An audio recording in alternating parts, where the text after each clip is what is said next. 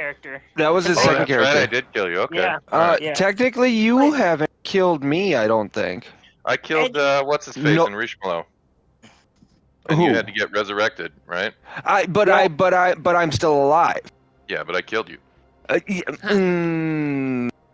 Okay. you die? You did die. I did die. Okay, fair enough. I did Yeah. die. I did Alright. die, And and then they had to pay an enormous amount of money to get me resurrected, which technically I think I'm off the hook. We never really stated if I was off the hook, but I'm still serving you're the not off the hook. same person. So All right. You guys ready to Nick, do this? What's I'm up? just Yes, gonna sir. say you outright murdered my Goliath in my very first act on my very first campaign. Oh, yeah. And then you went, okay, but that was your first moment in D&D, so I'm gonna give you a mulligan. And I was like, okay. And you were like, it's a big fucking dragon. I get it's called Dungeons and Dragons, but in this case, run away. And I was like, oh, I didn't know that I was didn't an realize option. that was an option. Nobody Yeah, thinks in those terms. They all think this is like a video game and that you're supposed to be able to strategize and beat it. And it's like, no. Sometimes you just need to run the fuck away from things, right? Sometimes you just don't win. Yeah. Anybody who's Well- played Strahd knows that one. My very first Correct. act in my very Wait a first minute. campaign, you outright murdered me and mulliganed me. Yeah, I mean, like, within the first 5 minutes is pretty rough. You know what I mean? So, all right. Everybody ready? Yes, Yeah. sir. All right. All right, last session. The party finds a suitable area and constructs a shelter from the cold. They huddle inside for warmth as they each take turns on watch and rest. The next 2 days are spent venturing to the northeast, steadily pushing for 10 towns.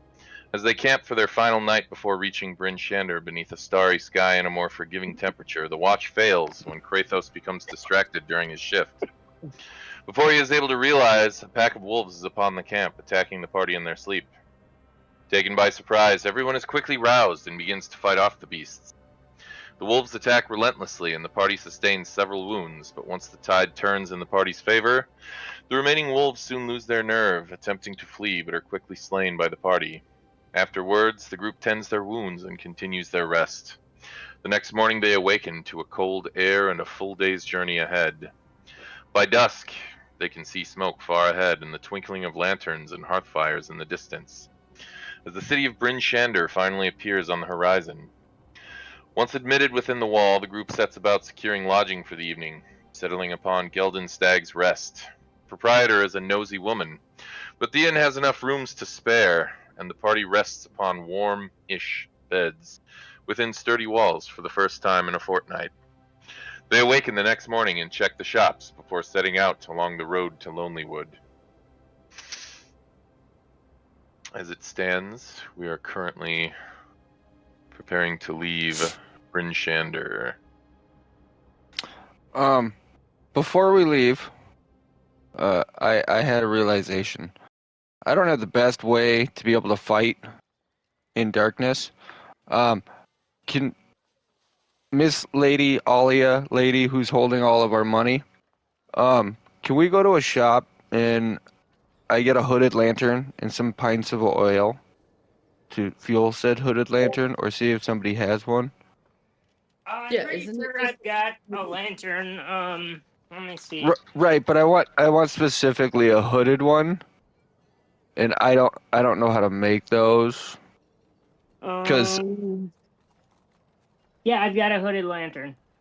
Oh, well, do Yep. you need it? I do not need it. I have cat's eyes. It is Oh. yours.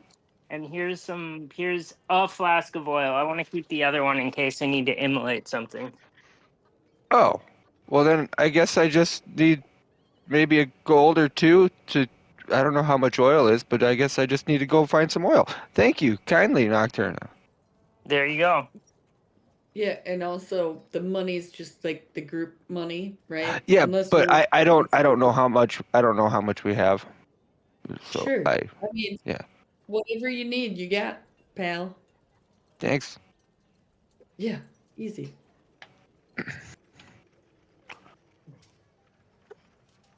We work on the shame system. That's how we make sure nobody wastes money. You have to like shamefully ask for it. Yeah. Ooh, I've yes. never I mean, seen it fail to keep a member of the party in line.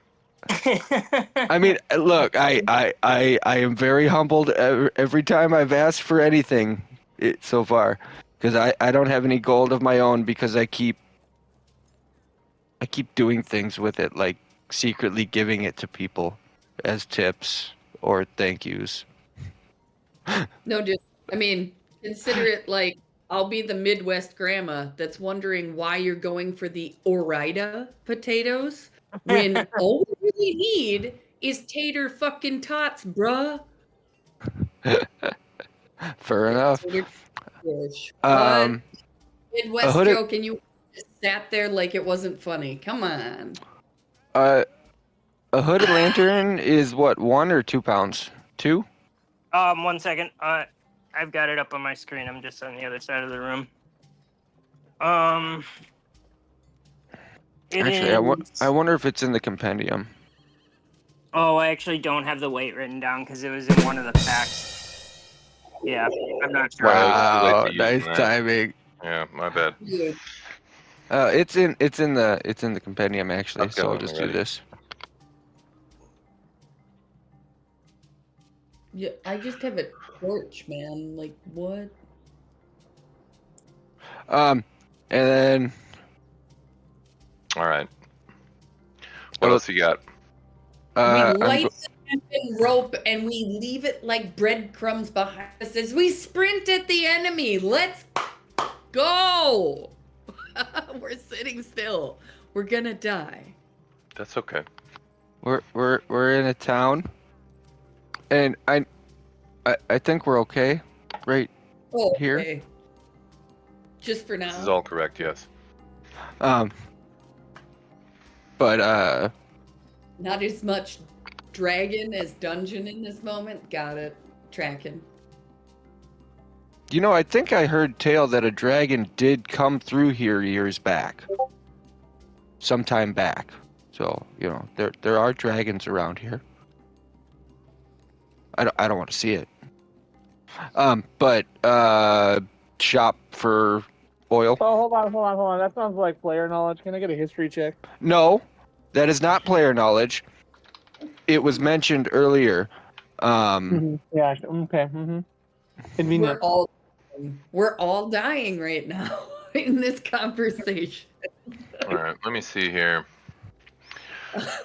I don't know how much it costs, but let me take a look.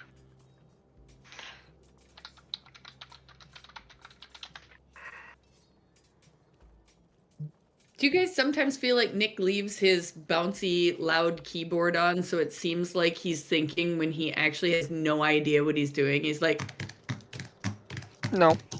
yes, I do think you can do that. Hold on. Yes, you can. No, the worst is when the DM starts making random rolls that mean absolutely nothing, just to fuck with you. You randomly get whispered. Make a save.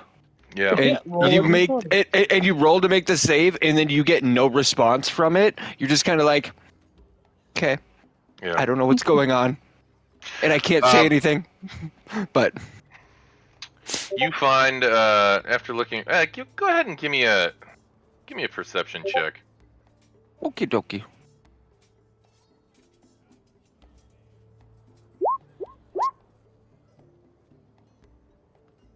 Well, let's just. Oh yeah. Oh. Oh, yeah. You spend probably about another hour dilly-dallying about town trying to find a place to purchase a flask of Oh. oil. Well, you know, I know the perfect reasoning why. You know, I'm looking, but I asked TB to affix the hooded lantern to my staff. That sits on my pack, so I don't have to carry the light source. And you know, I'm more so talking to TB than actually looking for oil. My bad, guys. My bad. You do eventually happen upon a place called Rendarl's Emporium. the front of this building is just basically a large storefront, and the back is sort of a large warehouse where sort of wholesale trading takes place. You can see people are coming, hunters are coming and actually selling pelts here, that sort of thing. As you make your way in, you can see this place carries a lot of gear, and it doesn't take you long to finally find flasks of oil set upon a shelf. These are going for a silver piece each. I will take 5, please. Okay. And the clerk basically tallies up your oil, tallies up your silver, and gets you everything you need. Sort of gives you a nod and sends you on your way. Thank you. Courtney, would you mind marking that 5 silver? Thank you for reminding me I'm that person. The bank has lost 5 silver. But it has gained a fighter that can see in darkness. In theory. In theory. If you want me to attach that to your pole, we're going to need... I start perusing shelves, just looking for something I can use to MacGyver this together. I'm thinking maybe some leather strips of some sort. Do they have some leather hide anywhere? Wait, are you saying you're using some leather strips or the hide of an animal to strap something to his pole? Okay. Yeah. Yeah. I'm All just sorry, I'm a child over here. Help me out here. Let me remind everybody. Hi, YouTube. Oh Yeah. yeah. Oh, sorry. How inappropriate of me. Penis. Well, it's not up on YouTube Wow. yet. I mean, it's live on Twitch right now. It goes up on YouTube. Oh, hi, like Twitch. tomorrow. Hi. So go ahead and but- give me a Tinker Tools roll. Use intelligence for this. Yeah, use intelligence. Wow. Oof. Okay. You begin scanning the shelves, and you actually find several components that you could use. However, your keen mind in kind of taking in all these ingredients and these objects is able to come up with a very quick solution that shouldn't prove to be too expensive. And you're able to pick out some of the more frugal pieces of items from the shelf, and the whole thing only ends up costing you about 6 copper. Hey, Bank, do you have any copper in that pack of yours? I mean, we can very quickly make copper from silver. Yeah, you can hand over a silver piece and get 4 copper back, and you're good to go. Can I borrow a silver piece, please? Yeah, dude. I'll keep the change. You go, girl. Fight the man. If you want to divvy this all up too, don't. I'm totally. What do cool with we that. have? I have no idea what we even have. All right, I'm gonna just start putting this in the chat every day. 136 gold, and we also have 59 silver. But I will say I did just give the remainder of whatever that silver was, so I don't know. I'm guessing a few copper. It was 4 copper that was returned. So, and that should be on TV's person. I mean, we can. I have money too if we absolutely need it, but can always No, stick the cost bank in the bag of holding if you want it to be. No, I'm fine with that. I mean, oh, your bag of holding. Sorry, Nick. I made a bag of holding. Oh, hell yeah. can you make another? I can only make one at a time.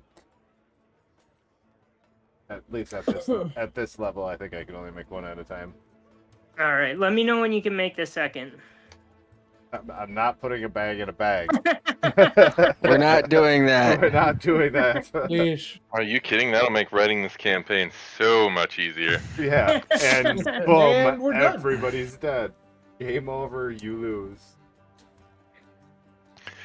All right. Anything Anywho's. Is it anything else anybody wants from Rendarl's Emporium? for my Um, knowledge? Was everyone laughing because it would be like a bag man within a bag man that would just constantly No. crawl? No, It you don't opens know up- what happens. It destroys both the bags and then opens an extra dimensional portal to either a plane of Avernus or a random plane. No. It actually sends you to the astral plane. I think it's- I Everything think it's gets random. sent to the astral plane. Oh. Yeah. And all of the items that were in said bags also get sent to the astral plane. So don't put your enemies in your bags, bro. Well, just make sure they don't have any extra dimensional spaces on their person when you do. That. Oh. All right.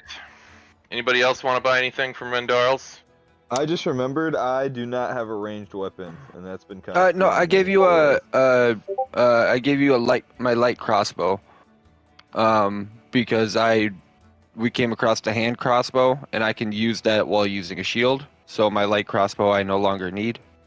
I thought I gave it to you, but if not, here you go. I thought I had. Wait, I did have it though. I thought because I was. I Yeah, don't see it on my little I think- character sheet though. I think maybe you just didn't add it to your character sheet, but he did give you that, and because he also gave me, or I also acquired a hand crossbow somehow. That's all right. I can hand you. I can make sure to add that. to your What character in sheet. the heck happened to your? Perfect. Then we don't have to. Spend Oh, more did you gold. hit show spell description? Is that what happened? You hit the purple show spell description? Because right now it Okay. says Olay 1304 CTY. More gibberish. I have no idea what that is. All right. You should have a light crossbow in your attacks now. Yep, I see it. Thank you. And then, did I give you crossbow bolts? If not, you can have 20. Perfect. I take Locked it I and did not. loaded. There you go. Bravo, bravo. Much better. So with the do you want another Tinker Tools roll for him to see how well he affixes it? Oh yes, let's do that. Go ahead and give me a Tinker Tools. I will let you use your I'll preferred nudge. stat for that. Hold on, wait, before you roll. Alright. Before you roll, I'll nudge our guidance person. Hey, Yeah, was I about want this say to look guidance. nice. I want this to look nice. And Nick, what did you say? Your primary stat for an artificer is intelligence, is it not? It is. All right, yeah. Go ahead and use that for your tinkering roll. And don't forget your guidance. What's that? A D4 again? Yes, indeed. All right, 23. Comes out looking quite nice. In fact, almost as if it was expertly crafted. And is that a bit of soldering I see there? How did you pull that off? Fairy trick. Ooh, this is quite nice. Also, how did I solder leather? I'm just. You had to have a little metal clasp in there somewhere, right? Like. Yeah. Either way, it looks nice. Yes. Looks professionally done. In fact, Very nice. some of the folks walking past, the other patrons, as they see you working quickly, some of them are quite taken with the overall effect, and seem quite impressed by your handiwork. Nice. Hey, TB. Yeah. Can you do me a favor? Sure can. And underneath the hooded lantern, can you sign it? So I know everybody knows it's your work. Well, I already did that with the soldering that I put on there. If you look Oh, really oh, carefully, wow. it's in my Wow, that's my insane. my name written in fairy script, which looks strangely like a snowflake skull. I don't know why. Oh, I don't that's know why. wonderful. Excellent. All right, so for weight purposes, Nick, Yes. I'm gonna mix the staff of 4 and the hooded lantern of 2, and then there's other materials put into it, so I'm gonna add another pound. So I'm gonna make it a You don't have 7 to add pounds. Just call it 6. You're fine.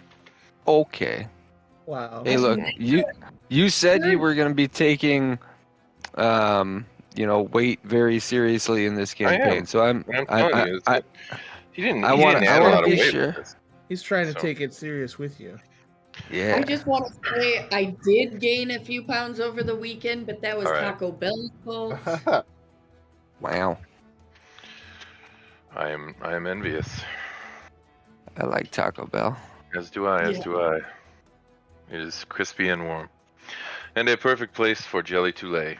Now stay the fuck away from me, Frampton. I ain't got shit to say to you. All right, you guys done here? Yes. Yes. I am ready to adventure. All right.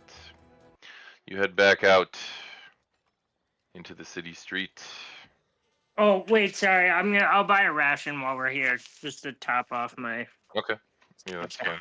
Give me one Dude, sec. y'all are making me stressed out like I gotta survive the wilderness alone right now. Like, are we a team?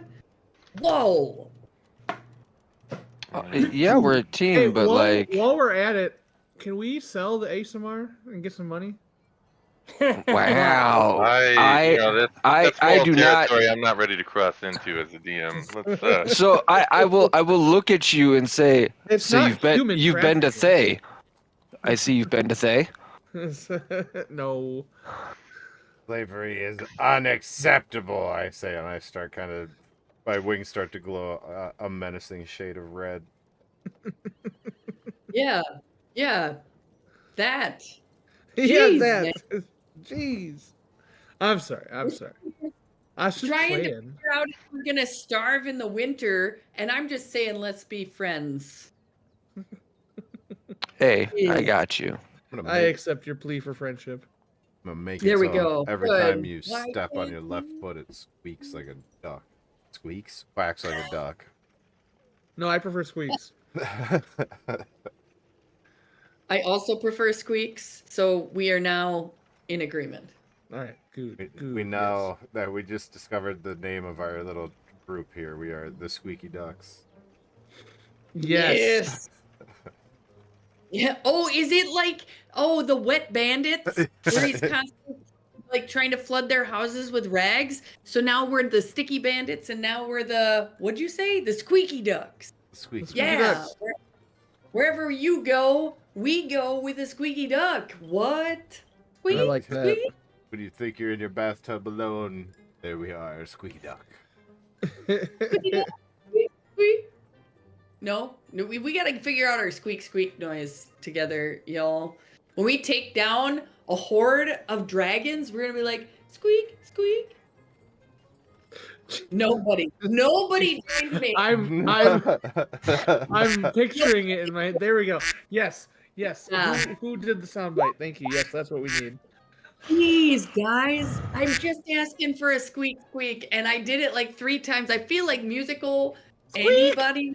Squeak! No, stop. Making yours. Oh my goodness. This save me, DM. So I just put that in the chat just so you had the light distances for when that Yeah, comes up.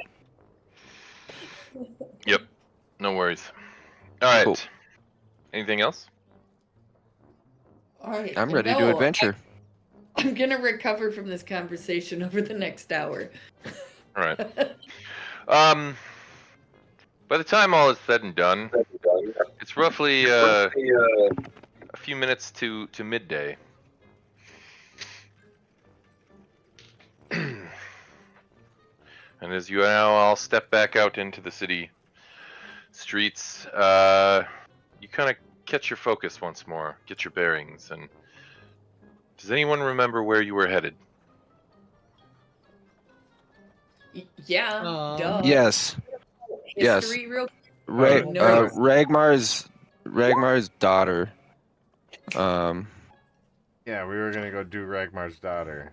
Whatever. Whoa. No, or no. whatever. Acceptable. And we're gonna back that up to consent. We are first. heading to 10 towns. Ten To Florida? Hundlestone. That's You're 10 technically in buddy. 10 towns, and you came from Hundlestone. Oh. Oh, then we're going to Lonelywood. Yeah, where's It's one the of map? them. There it is. All right. Tom, how the fuck do you record this and you read it back to you? What We is there take an notes. Look, okay, let me put this very simply. Hi. I work, No. I play video games, No. and I play D&D with y'all. Uh, I don't go out. I don't hang with friends outside of like 2-3 people. I'm all the way in St. Paul, and I don't have a way to get out to go see everybody. So I am absorbed in all of our D&D games, and I remember a lot of it, even though I smoke a lot of weed. Amen. That's what I got for you. In fairness, Yeah, they get have out. also spent a lot of time in 10 towns as players as well, because we were all in Nolan's campaign. Well, together, there is so. that too. I do know a lot about this area. Well, I All know a lot about what it used to be. Correct. I'm going to go ahead and just give you a gimme right here. This is where you are, in Bryn Shander. Now, can anyone ping on the map where you're supposed to go? Correct. All right. Now, it's up to you to kind of chart your course, how you want to get up to Lonelywood. Naturally, you can follow the road to Targos, and then take it around Mayor Duwalden, through Tourmaline, and then to Lonelywood. Or if you like, you could just try cutting north across the tundra and catch the road just a mile or so above, rather than going out of your way. So, I'm not the smartest person, but I did come here to try and map out the area. Can I do a history check to see if I would know about any of these areas that we might be going into, and which way might be safer?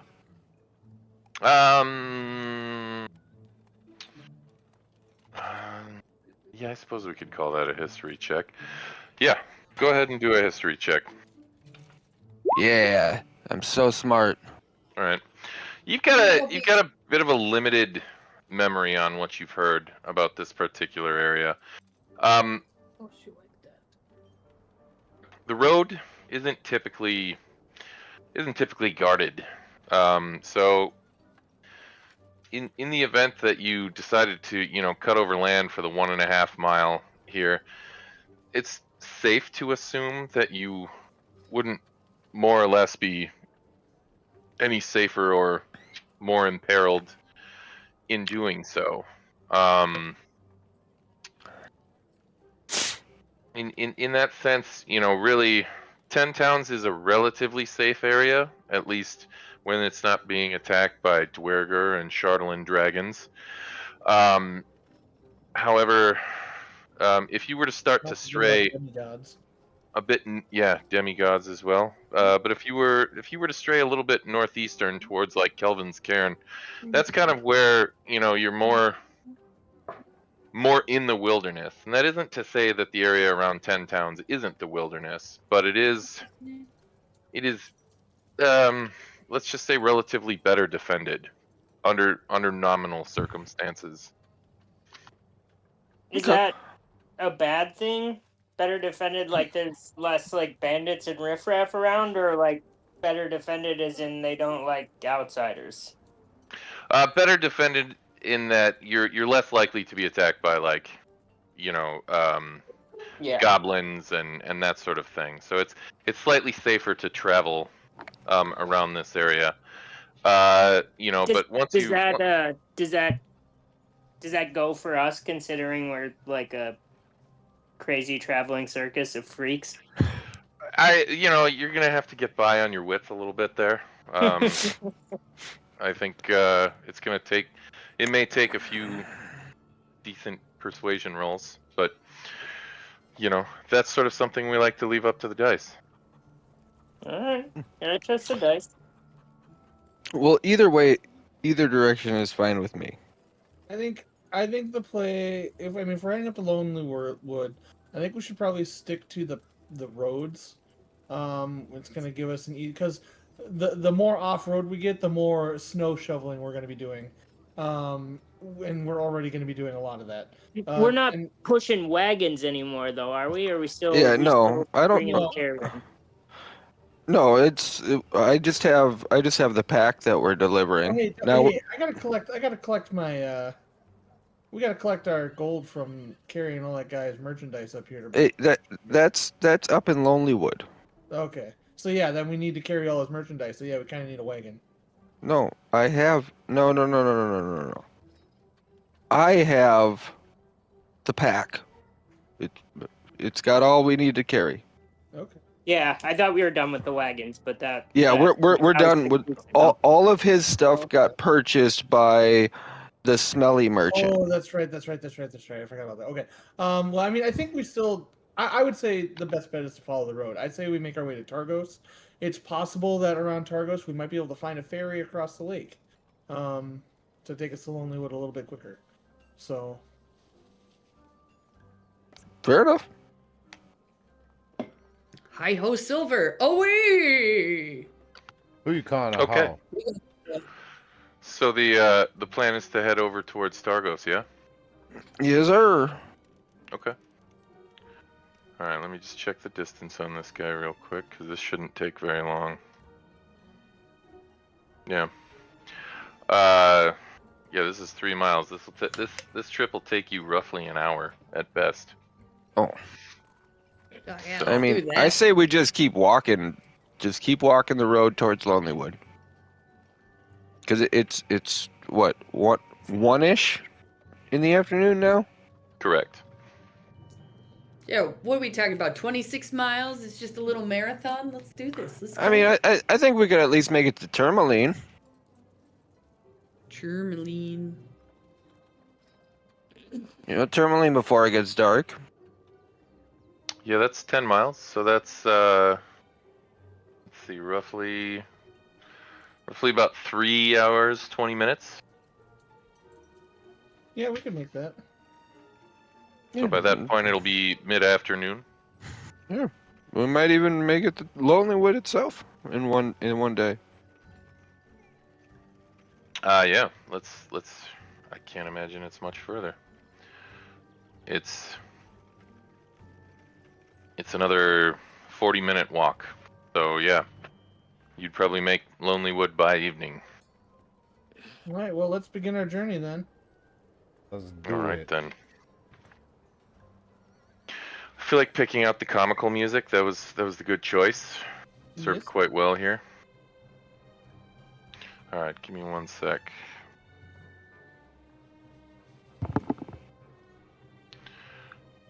Okay. In the Strahd campaign, I had a little marker for you guys. I don't know if I've got anything similar there. Give me a sec here. Just make a little circle. This has no beginning or end. It is a circle. Dude, I just Wow. watched The Princess Bride tonight with my kids, and I am like, Marriage. dude, seriously, I'm finally like, okay, you can live. Sorry, my kids needed to enjoy that movie. They really did. They loved it, and that's great, but I consider it like the best movie on the planet. So it's My really name is good. They Inigo loved Montoya.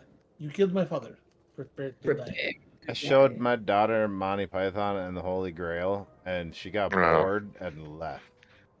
Yeah. Oh, crazy. I've never been so You gotta- disappointed in my offspring. Come on, man. She's a preteen, right? They're not gonna be into that, It's very dry. Yeah. I Like, mean, I Like- don't care.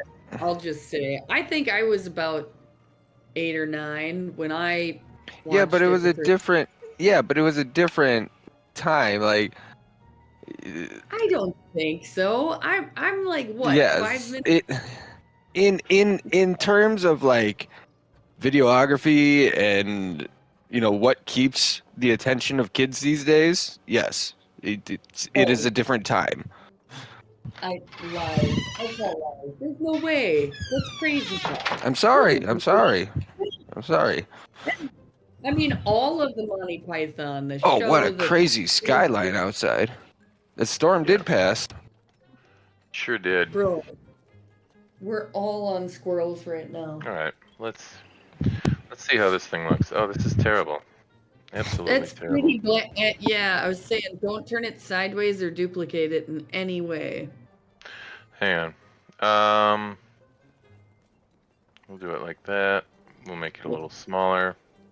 This is essentially, this is going to be our marker for now.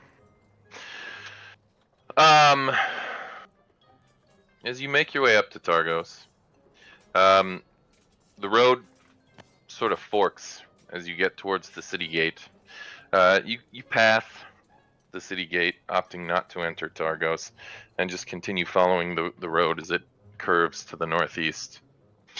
You spend the next few hours just sort of following the road, journeying out. It's a clear, chilly day. However, the sun is up. The tundra air is coming off the frozen valley, and aside from having to deal with the occasional chill, the journey isn't all that bad. However, as you get closer to Mare Duwalden and start to feel the wind out of the northwest, sort of coming in, hitting you in the face, you start to realize, oh, it's quite unpleasant. And as you all kind of stop and maybe take a moment to kind of bundle up a little more and everything, you hear a voice from just down yonder, the other side of the road, and you see a person standing in the middle of the road, and he's sort of screaming for help, running and running and running towards you, and within Guys, I'll everyone, I'll draw my weapon. Everyone, turn your heads and look away. How rude. That's happened to me in real life before, Ian. That's rough. Oh damn. Okay. he screams, "Help! Help!" and he keeps running towards you, and a look of desperation in his eyes as he runs up to the first one of you. He grabs on to Rackham, and he says, "You've got to protect me. They're coming." And as you peer up, you see several figures charging down the road, sort of towards you. Oh! I got this. I Kratos got is immediately gonna shield up and like stand in between him and the oncoming onslaught. I would like to just kind of shake the guy off me that's trying to hang on, and then just take a stance. And can we see what it is? Oh. I see a persuasion roll. Yeah, I was gonna say, okay. I persuade the party to link arms and skip at the enemy because it'll be fucking crazy and they'll just run away. I'm so in. I'm so in. You've No. persuaded me. Yeah, link arms, link shields and swords. Let's go, bitches. That's a really good persuasion roll. I dare you to roll. I choose my choices, and I will not be doing this. I stand stance. TV sighs very heavily and just stares at you blankly. This could be inspiring. Ow! Nice stealth roll. Yeah, I tried to slink off to the side. I see. I forgot I was wearing heavy armor, and it doesn't work out so well. Why are you wearing heavy armor? Because why is that possible? How are you flying? So because I have magical flight. As Alia sits here and tries to like sell her idea to the rest of the party. TB tries to slink off, and as he does, Alia just looks over at him and goes, "TB, where are you going?" No. God damn it!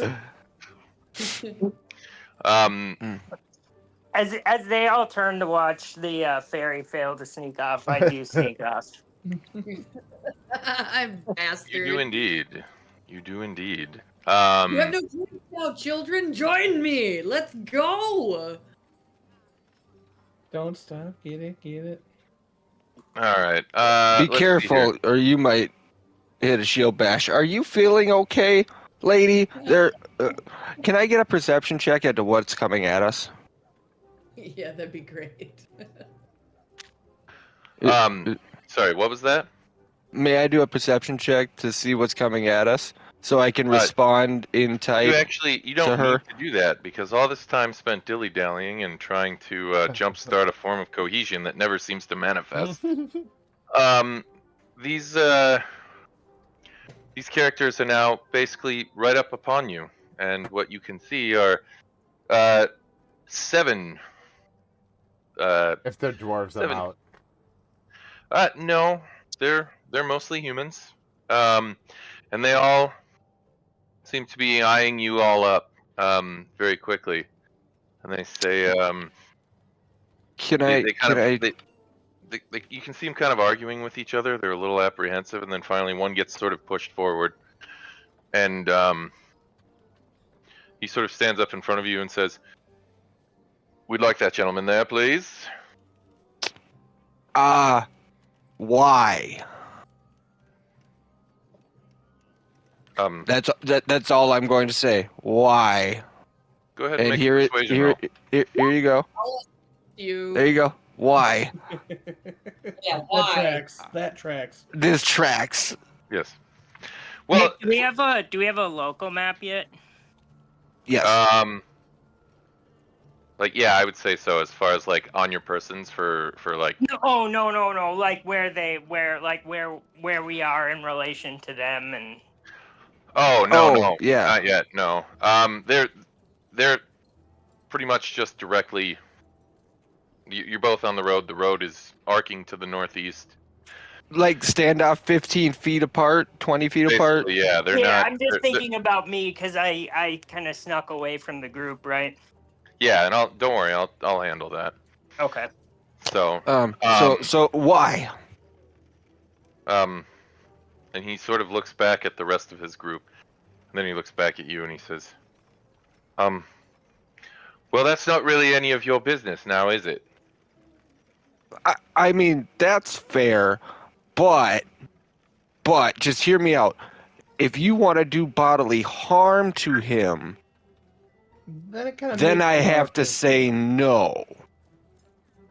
Go ahead and make an intimidation roll. I'm gonna puff up my chest. All right, you can do it with advantage. Yeah. Okay.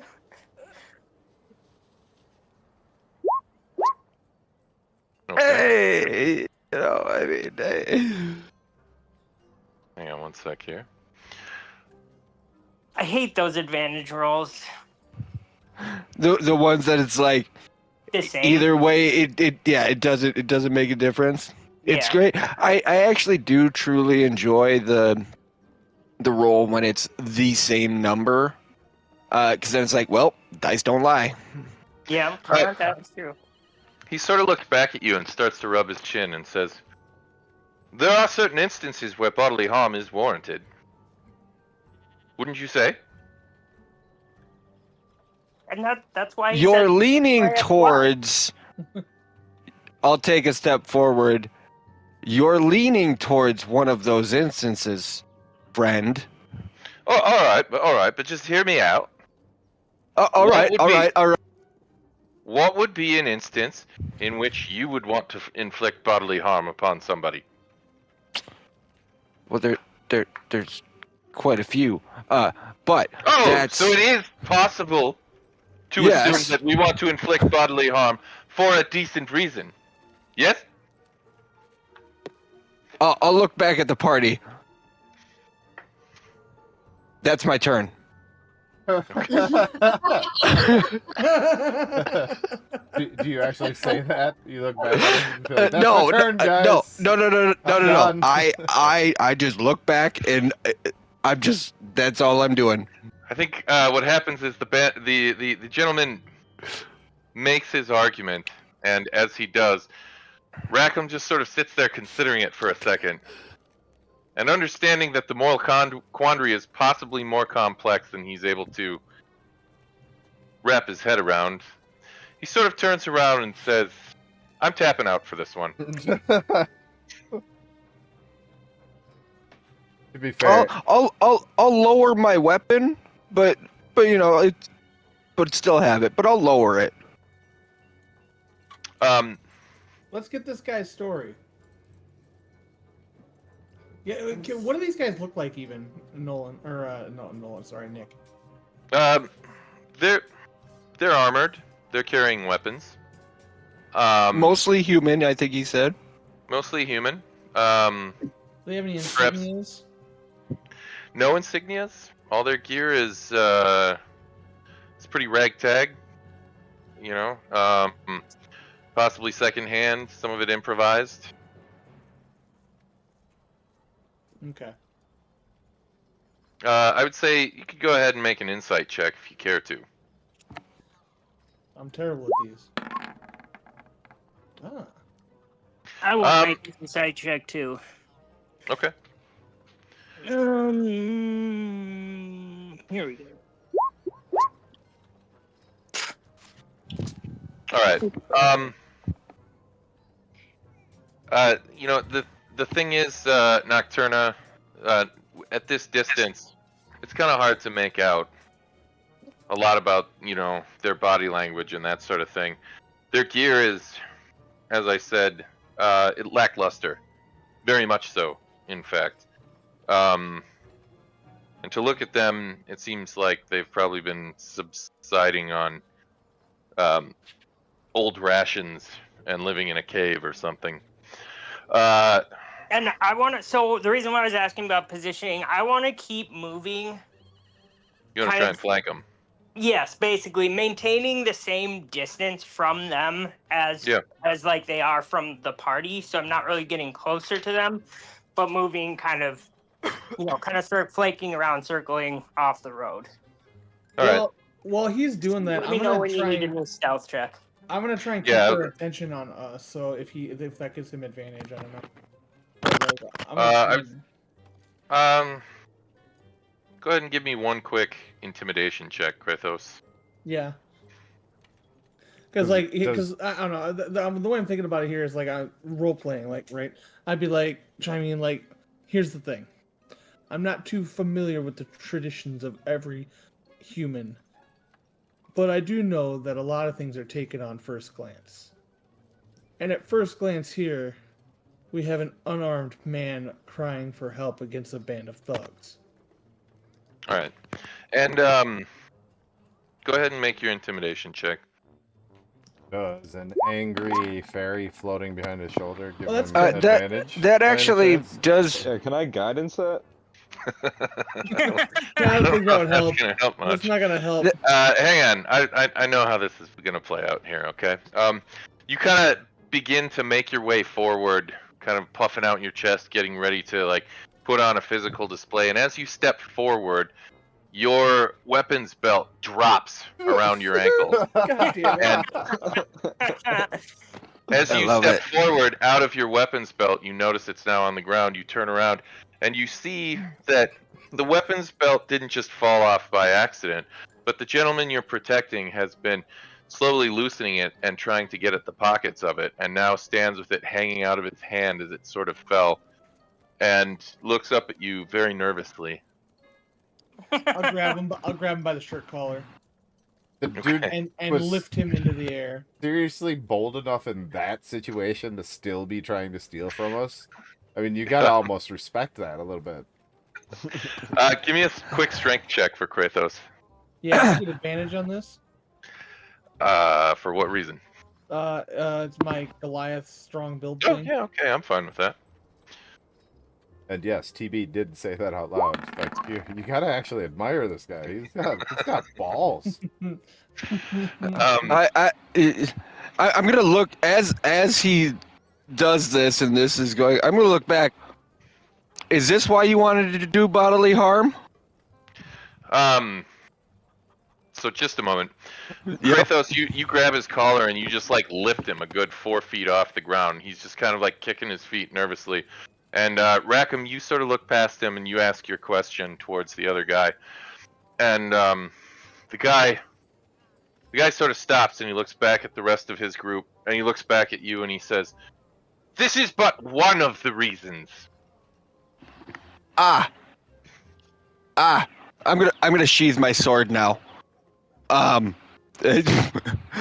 I'm just gonna like step to the side. Well, if you can get him from him, I mean, fair game. ow. And I'm just gonna sit down. I'm just gonna look at TV and said, "Give me the rope." The rope? Oh, the Bargain rope. him I off. reach into my bag and I We just can have start him. doing a magician's trick and I just start feeding him out rope, like hand over hand over hand over hand. Let me know when you got enough. I'm gonna hog tie him. Okay. Go ahead and give me a quick I'll call it we'll do a survival check for this. Actually no, because survival's wisdom, isn't it? Yeah. Yeah, no. We want we're gonna call this intelligence. Just go ahead and give me a straight intelligence check. While he's doing that, I'm gonna turn to the spokesperson. Better than my wisdom score. I'm gonna look at him and be like, "So, how important is it to you that you guys are the ones that do the bodily harm?" And I look back over at Kratos, and I just kind of like. Okay, nod I may my not be head very towards smart. him. I'm using 50 feet of rope to tie him up. It's gotta do something. Go ahead and give me persuasion or intimidation, depending on how you want to come off to these guys. Who are you I'll be talking to? persuading. Okay, gotcha. Okay. Says, he sort of looks back at you and says, well, we would sort of like to be the ones to hurt him. Bill here, and all of a sudden you hear this voice from behind yell, "He slept with my wife!" Well, you sir, So you there should you be have it. mad at your wife. I will fall over laughing. And he says, well, there you have it. As you can see, we've got a long list of grievances, and now you are part of those grievances. Perhaps might I suggest, shall we say a commiseratory flogging? I believe we could work out some sort of a lashing system where, a minor Oh. infraction gains 1 lash, but a major infraction, like, say, sleeping with some man's wife, could earn 2 or 3. Hey, Yes. He's the fairy sleeping with other men's wives. TB. What? TB. What? But, I mean, there'd have to be, Didn't you like, do what? some? Maybe he could join the ranks I'm gonna of punch, our merchant friend. Captain in the shoulder. It's like, shut up. Maybe he could join the ranks of that merchant friend of ours. Oh, come on. That seems awfully bad punishment just for some light thievery. And I look down at the Fair thief enough. guy, and I'm like, well, he's kind of ugly. Not ugly enough to sleep with my wife. What's that say about your wife? Yeah, sir, I Down really think you bad. should reconsider Bill your is down marital bad. vows. Your wife seems like she's probably not a good match for you. Down bad, Jonas says. All right.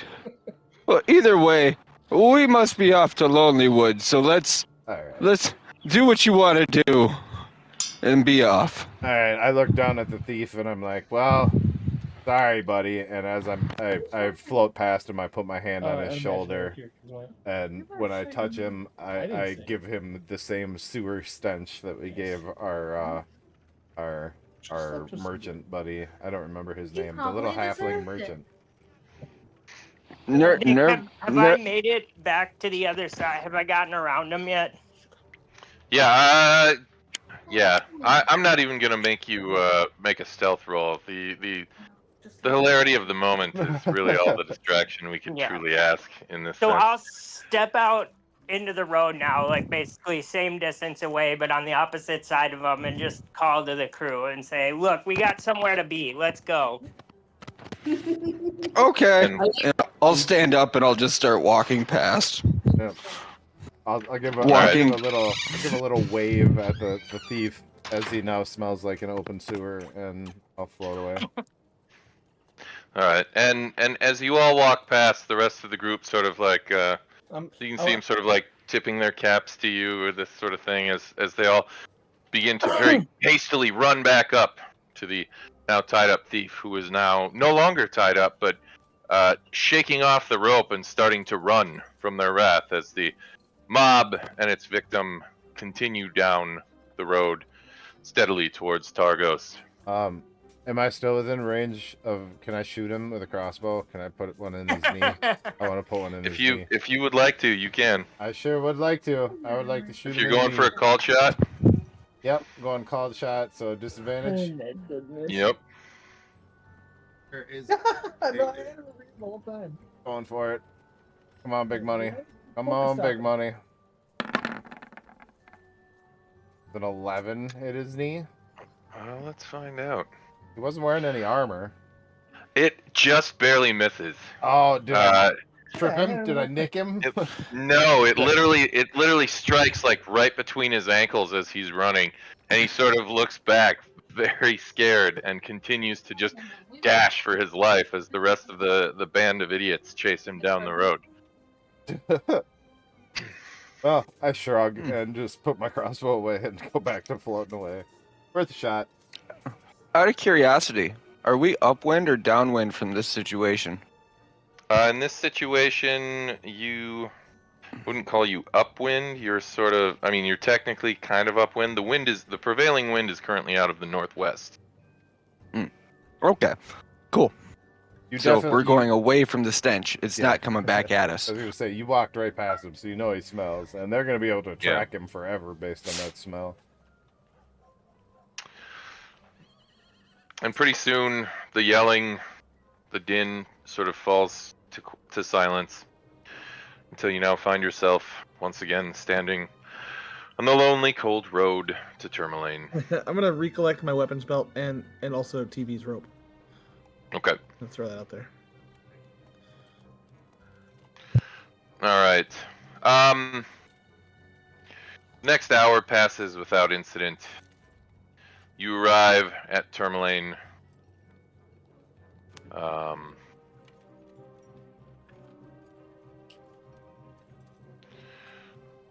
Let's change the music now. I think we've... That was fun, but I feel like that's definitely going to come back to bite us later. I mean, no sense in causing needless death. Well, I feel like we could have saved that thief and somehow talked him into working with us or for us, and it would have been good to have. He's obviously a good ass fucking thief because he was getting his fucking belt off and fucking. I'll turn to you as you're saying. Are you? Look.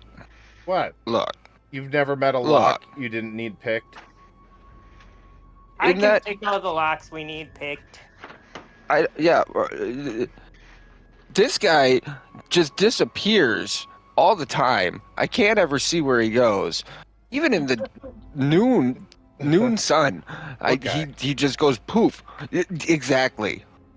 Exactly. You mean that female feline over there? Yeah, she disappears all the time. Gal. That gal. Just wow. Thank you. I shake my head in disgust. I'm sorry. And I float away from you. These cat people, I tell you. Start muttering about misgendering people and shit. Us humans always get the chaff of things, you know. I mean, I get it from the goblins, you know, all the time back in the hometown. And then, have you ever dealt with orcs? Have you ever dealt with orcs? I'm gonna go ahead and just cut into this conversation. The montage fades as you approach the town of Tourmaline. You make your way up, and the road passes just along Tourmaline. However, there are several entrances to the city through the wood walls in gates. That's the word I was looking for. Gates. Yeah. As you pass by, you can see, most of the harbor is just alight right now. A lot of the fishing boats are starting to come back in. Sunset happens quite early in this part of the world, and you can see it's already starting to get quite dark. Even at 3.5 bells, you can see the sunset starting to drop to the horizon. As you make your way past, the smell of fish hits the air, as most of 10 Towns is known for its primary export, knucklehead trout. There's a term I haven't heard in a while, knucklehead trout. I'm suddenly Oh, yes. feeling very hungry. You guys remember? Mm-hmm. You guys remember Afro Man, the rapper? Morning, ladies. Good morning, lady. All right, I'm sorry. Fish market, fun jokes. That's okay. Sorry, I was sneezing. Moving on. Smoke that tumbleweed. Doesn't matter what burns, we can take our turn. It's about another hour on the road, and you finally arrive at Lonely Wood.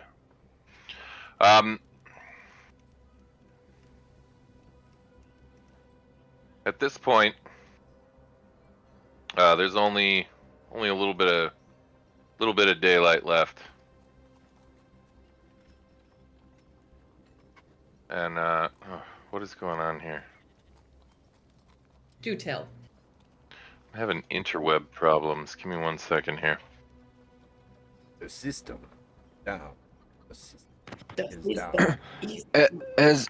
As we approach, and I start seeing all the small huts, I'll look back and I'll be like, well, he told me that Ragma lived in a small hut, but they're all small huts.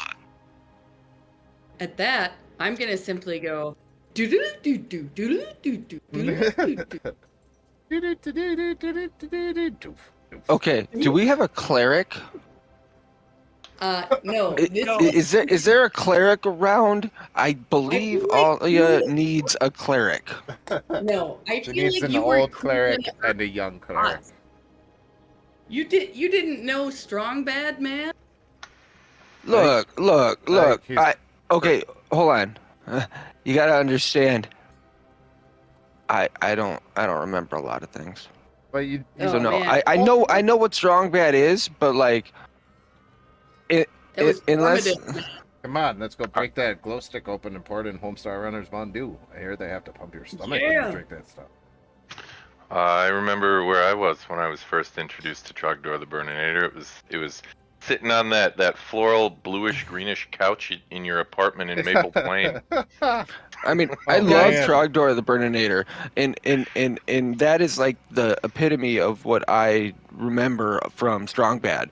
I remember like the computer that he would always tick and get his emails and whatnot, but like I don't remember a lot of the story. First time And I'm willing to bet that Jonah knows none of this. No, he knows. Yeah, I love that couch. Oh, Right? sure, yeah. He says, "I love that couch in the background."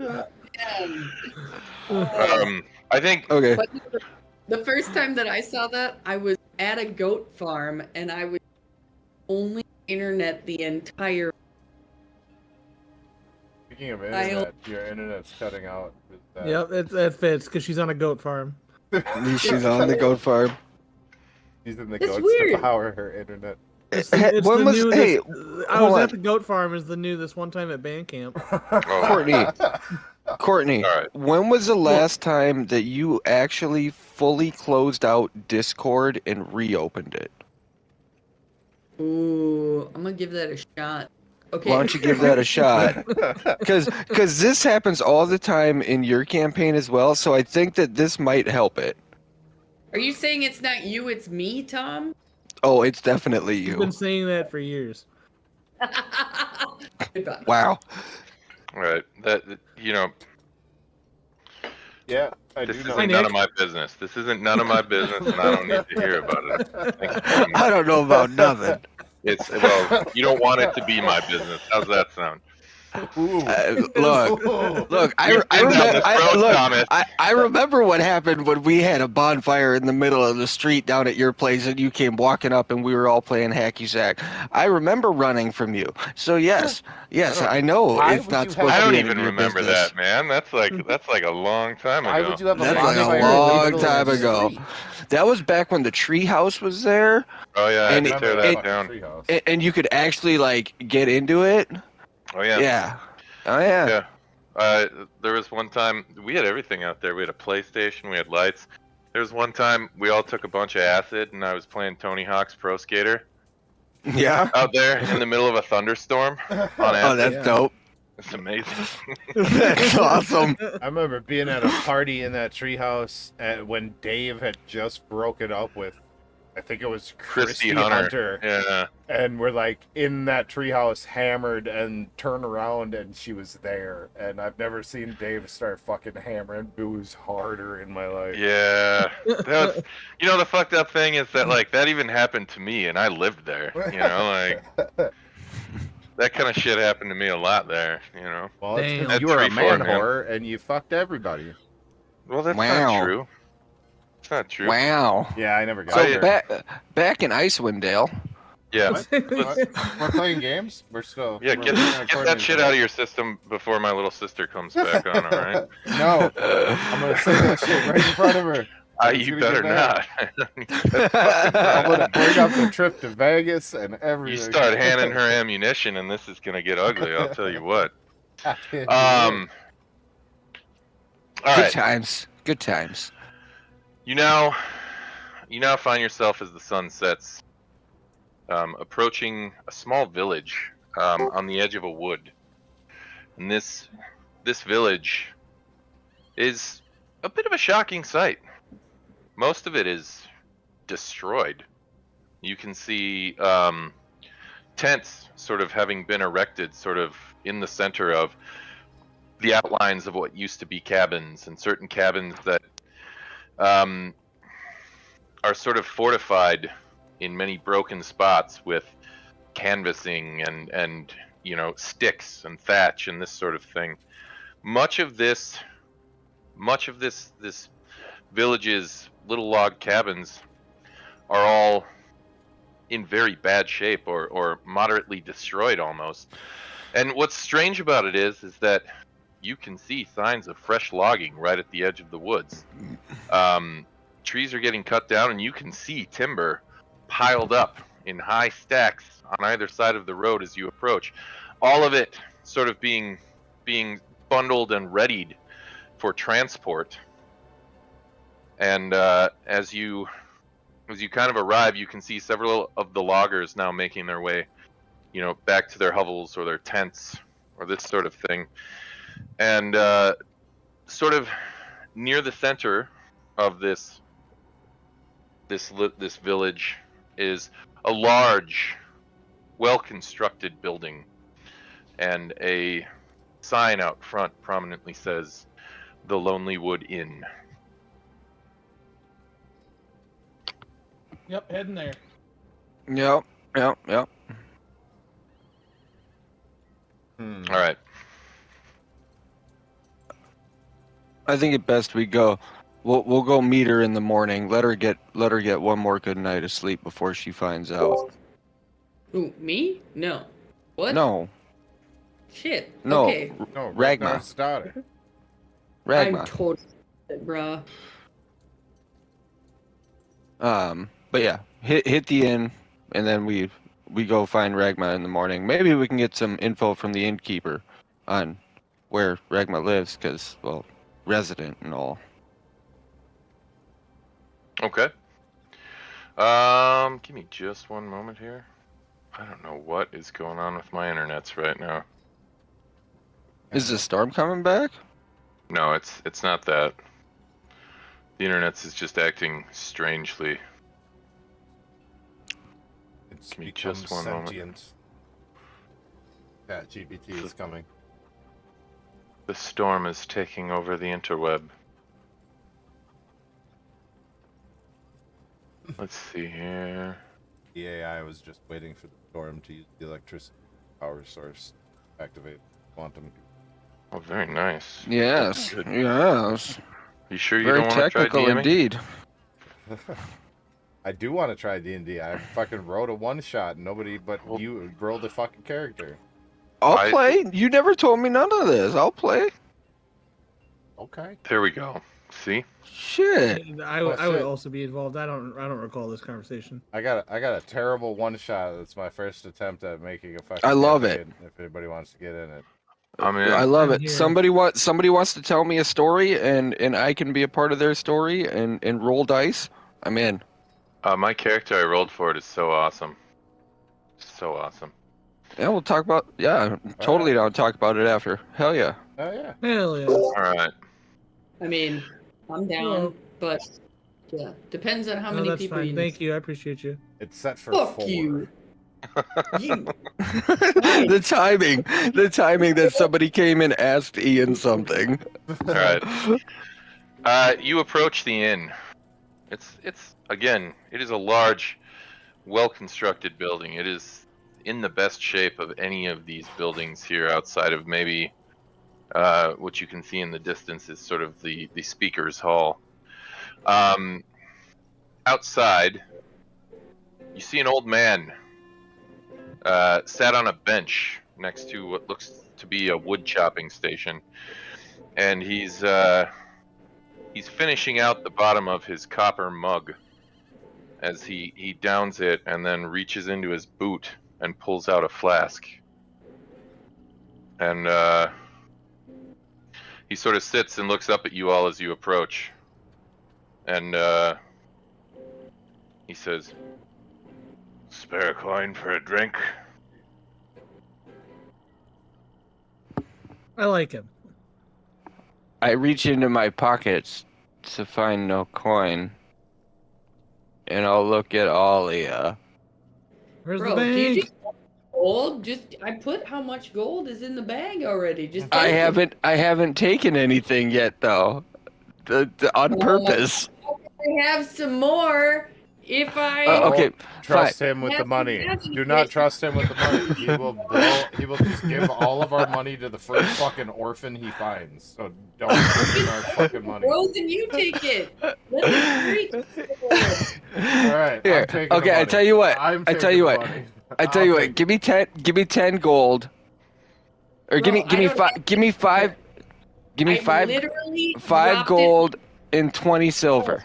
Hold on. 5 gold, 20 silver. It's free money on the bar. 100. We're not at the bar yet. We're outside. I have That's a all lot the of gold. money to I be have all the getting this money. guy. I have all the money. It's in the bag of holding. All right. There you go.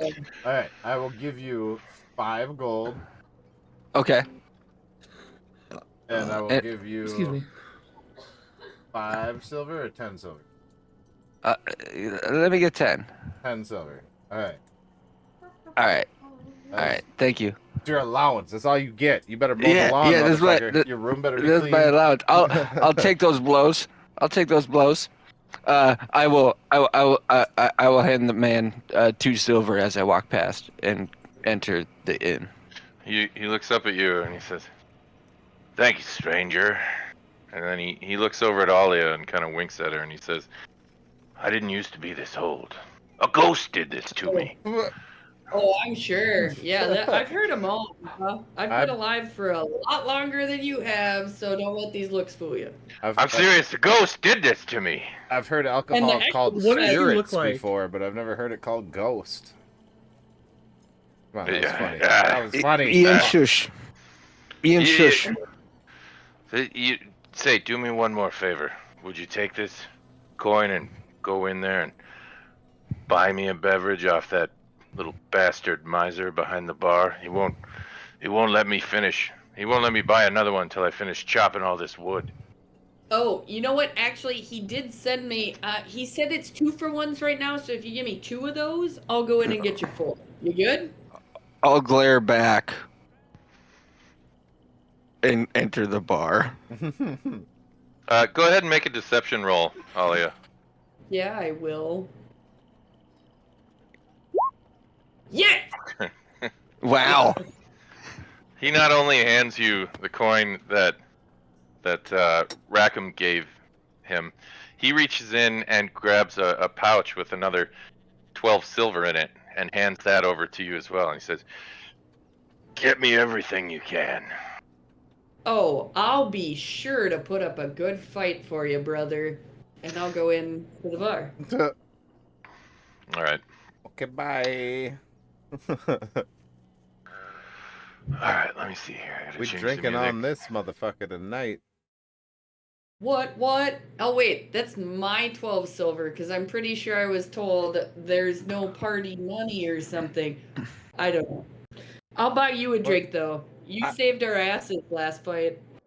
I have the party money in the bag of holding, but you can keep that stolen loot as your own ill-gotten gains. Oh. No, I'll buy drinks tonight then. That's good. We're right. good. Hell yeah. All right. Drinks As are on you Alia. as you make your way in, you find the Lonely Wood Inn is actually quite a busy place. Most of the lumberjacks appear to frequent the place after dark, and it's quite a hopping joint. As you sort of set in and make your way up towards the bar / counter, a squat goblin makes his way up and climbs up onto a stool from behind the bar and sort of looks up at you all as he's rinsing out a mug, and he says, "Welcome to the Lonely Wood Inn. I am not the proprietor. I just work here. The proprietor died some time ago, and now I'm just stuck with the place. What do you want?" Well, I'd like to talk to the proprietor about the false advertisement. Well, they're all dead. Well, What were their is... names? I'm not. I don't want to get into that. Gentlemen, Okay. Can I get? I'll give him a gold piece to get into it. Oh no. I was just gonna suggest that since the proprietor is dead, perhaps all the old ways are too? And with that, new pricing, I imagine. You know, being as folks like us keep the roads safe, and you have a business that, you know, infrastructure, it's kind of a thing, right? No, So, absolutely not. I'll take 3 mugs of ale, please.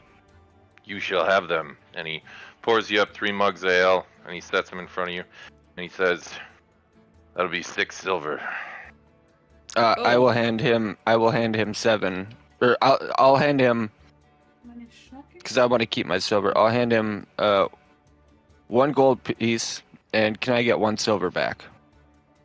And he bites the coin, and then he pockets it, and he hands you back 1 silver. Says, "Thanks very much, stranger. Let me know if you need a room for the night." I'm sure we will. They'll take care of that.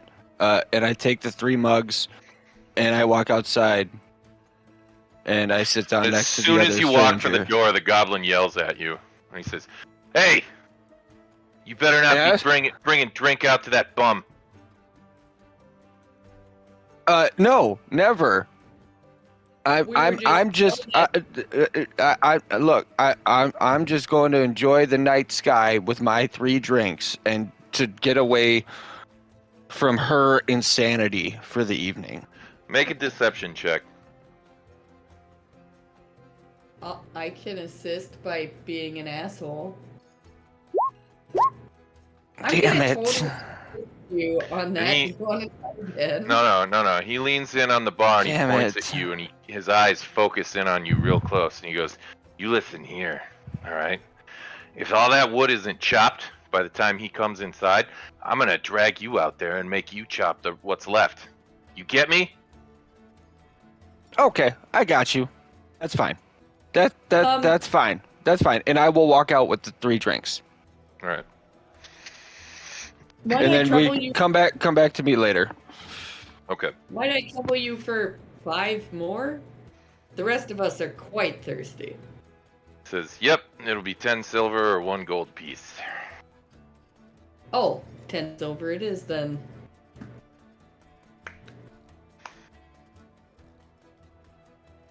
And you hand over the 10 silver, and he sort of counts out exactly 10 and just kind of, gee, thanks. And pockets the silver. As he's handing the drinks out, I kind of sidle up next to him, and I'm like, hey, you know, if the proprietors are all dead, and you're still running this place, that kind of makes it your place. So you're the new proprietor. But you might want to change the name. And then I gesture around to the crowded inn. I'm like, there's nothing lonely about this one. And I grab a beer and float off.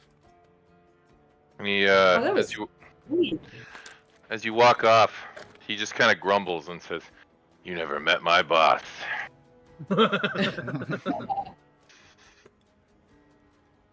All right. The inn it's a lively joint. Most of the lumberjacks, though they're tired, they enjoy a good bit of raucous singing, and you can hear at several points certain tables break into song.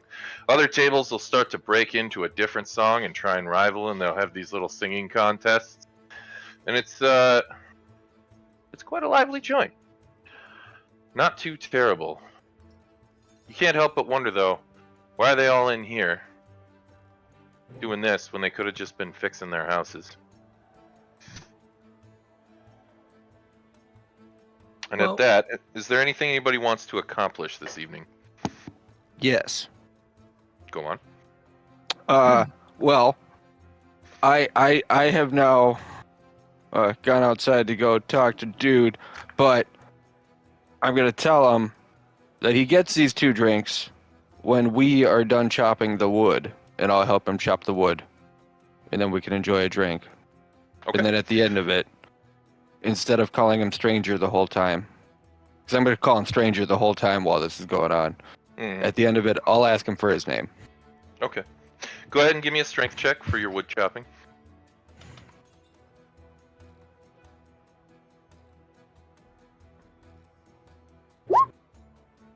Wow.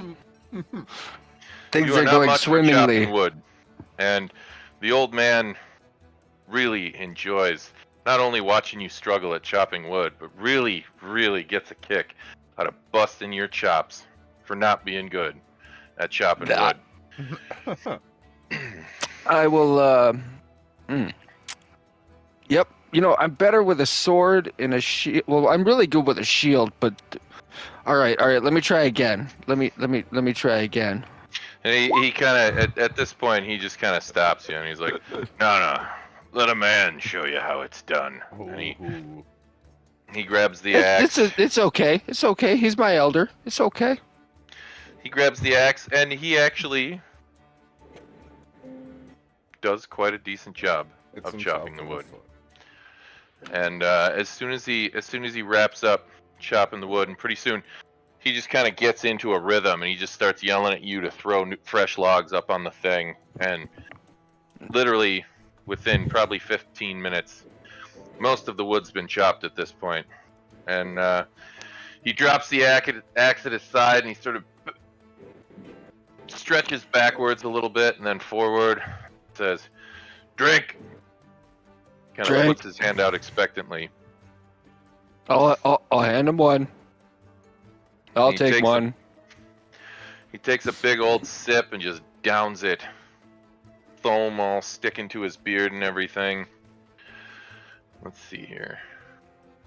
If he downs the whole thing, I'll just hand him the other one. She said it was a 2-for-1. And he does.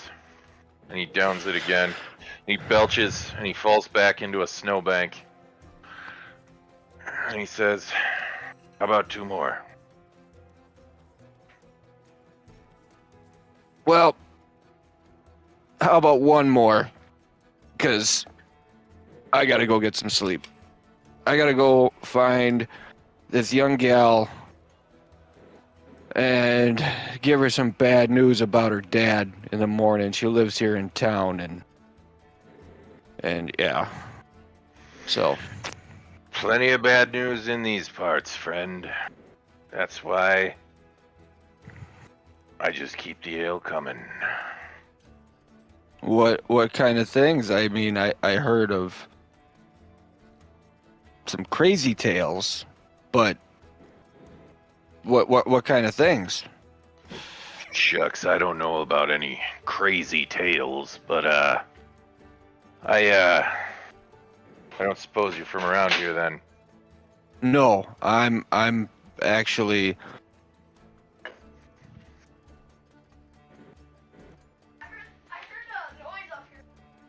You're actually what, boy?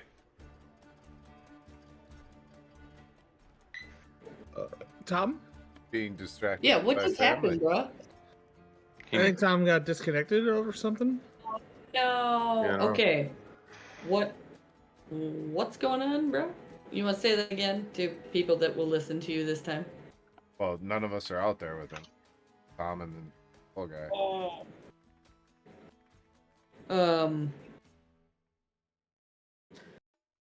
I guess I would go and check in on him after several minutes without conversation. No, we can't hear you.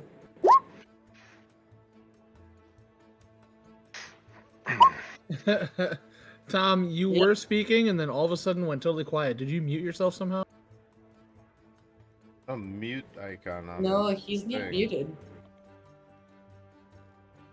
Did you? How about now? Yeah, now we There can you hear go. you. Oh, There okay. it is. All right. Okay. Man, I just lost all train of thought.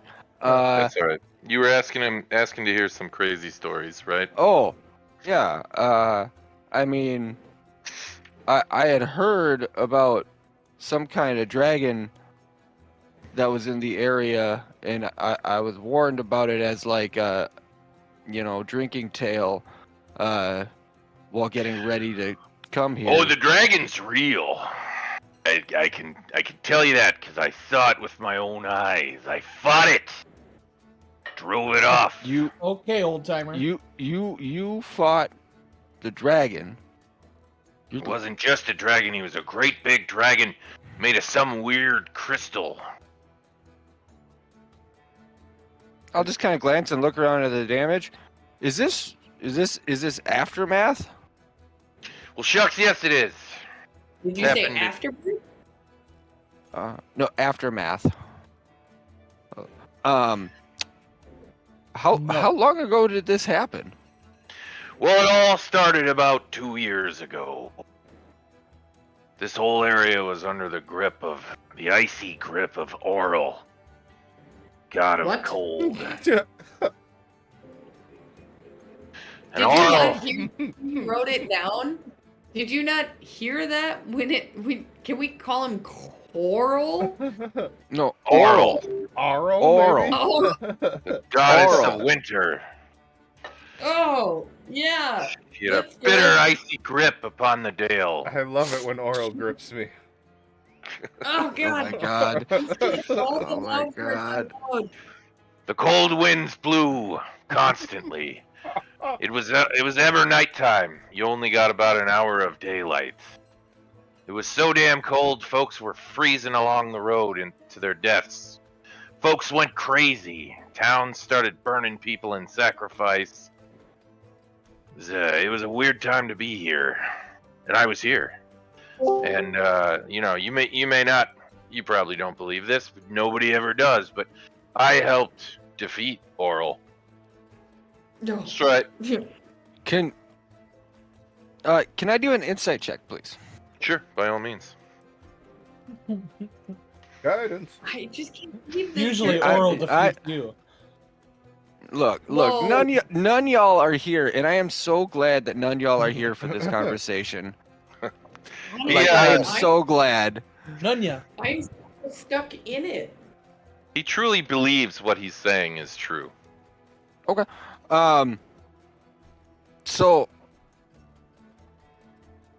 look, my buddy inside was wondering, and I don't ask go him. in for fellas, all right? Now, if your lady friend over there is No, looking for a bit of company, no. I don't. Well- No. You can ask her Let's that on your own. But so the goblin behind the counter, right? Yeah. What's his miserable deal? little shit. Um, I'll tell you what his deal is. You go up to him and call him piss. Huh? Call him Okay. piss. See what happens. Okay. See what happens. Is that like it? Like piss? Like I mean I gotta go piss right now. Like piss? No, you call him piss. You go up there and you walk up and you say, "Hey there, piss. I'll have another drink." See what happens. I don't. Hold on. You know what? I'm going. What? Okay. Now, if I do this, what are you gonna do for me? Well, I'll let you crash in my shed, because he's not gonna let you rent a room. That's for sure. Okay. With that knowledge, maybe another time. But I'll take note of that. All right. You got a pretty mouth. Are you gonna come in and get this other drink? Nah, the little bastard won't let me come back in until the rest of this wood's chopped. I gotta do this. I tell you what. You bring one more mug out here. By the time I finish it, I'll be done with all this wood. All right. I'll go and I'll get us each one more mug. All right. And I will not call the proprietor by piss. It's a wise choice. It was 1 silver a cup, 2 silver a cup. 2 silver a cup. All right, I got you.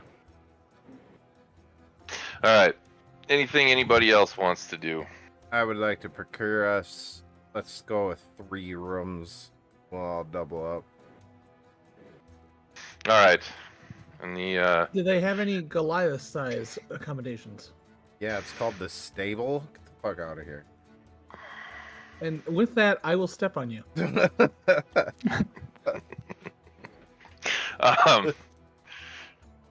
the goblin looks up at you and he says, "Yeah, I got a Goliath-sized room. Actually, it was kind of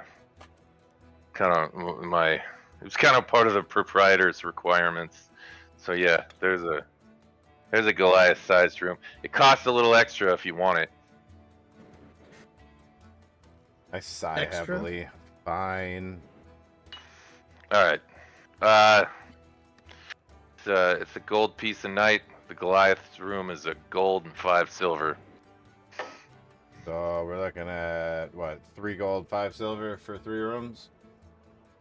Yes. Okay.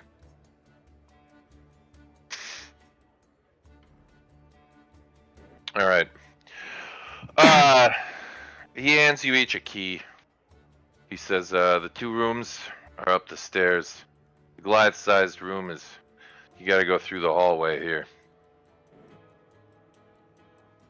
All right. I'll take a pitcher of grog to go. All right, pitcher's gonna cost you 6 silver. Take it off my homie's tab. I've already floated away. What is? No, we don't do that here. We don't do tabs, all right? Give me the damn money. Well, 2 right now. I just need the fairy for the other 4. Fairy's already floated away. And the goblin reaches out and pulls the pitcher and slides it back towards him and says, "You come back here when you got the money. I don't do things on credit around here." Oh, bitch. Dude, rough. Like 0 street cred. You never met my boss, all right? Can this moment happen as I come back in for the other drinks? Yeah, I'm fine with that. Okay. I'll pay for his pitcher and then I'll call him. I'll look over at Kratos. Kratos. And I'll call him some kind of ridiculous idiot. In Goblin. That's uncalled for. In Goblin. As I pay for it. And just smile at the proprietor.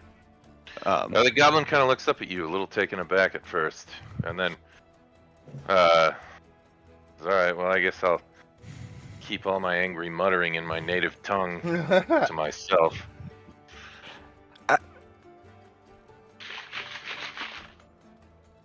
Oh, well, okay. Yeah. What did the pitcher run me? 6 silver. Okay. You should call him Piss and Goblin and see how does that translate. Maybe that's his actual name. It just translates to English as Piss. I don't. Look, you don't know that conversation happened, y'all. I know. I'm sorry. I'm not here. I am so glad that conversation did not happen with y'all. I'm not here. Upstairs in my room sleep. I'll after all the chopping and whatnot. I'll actually introduce myself to him. Do I get his name before turning in for bed?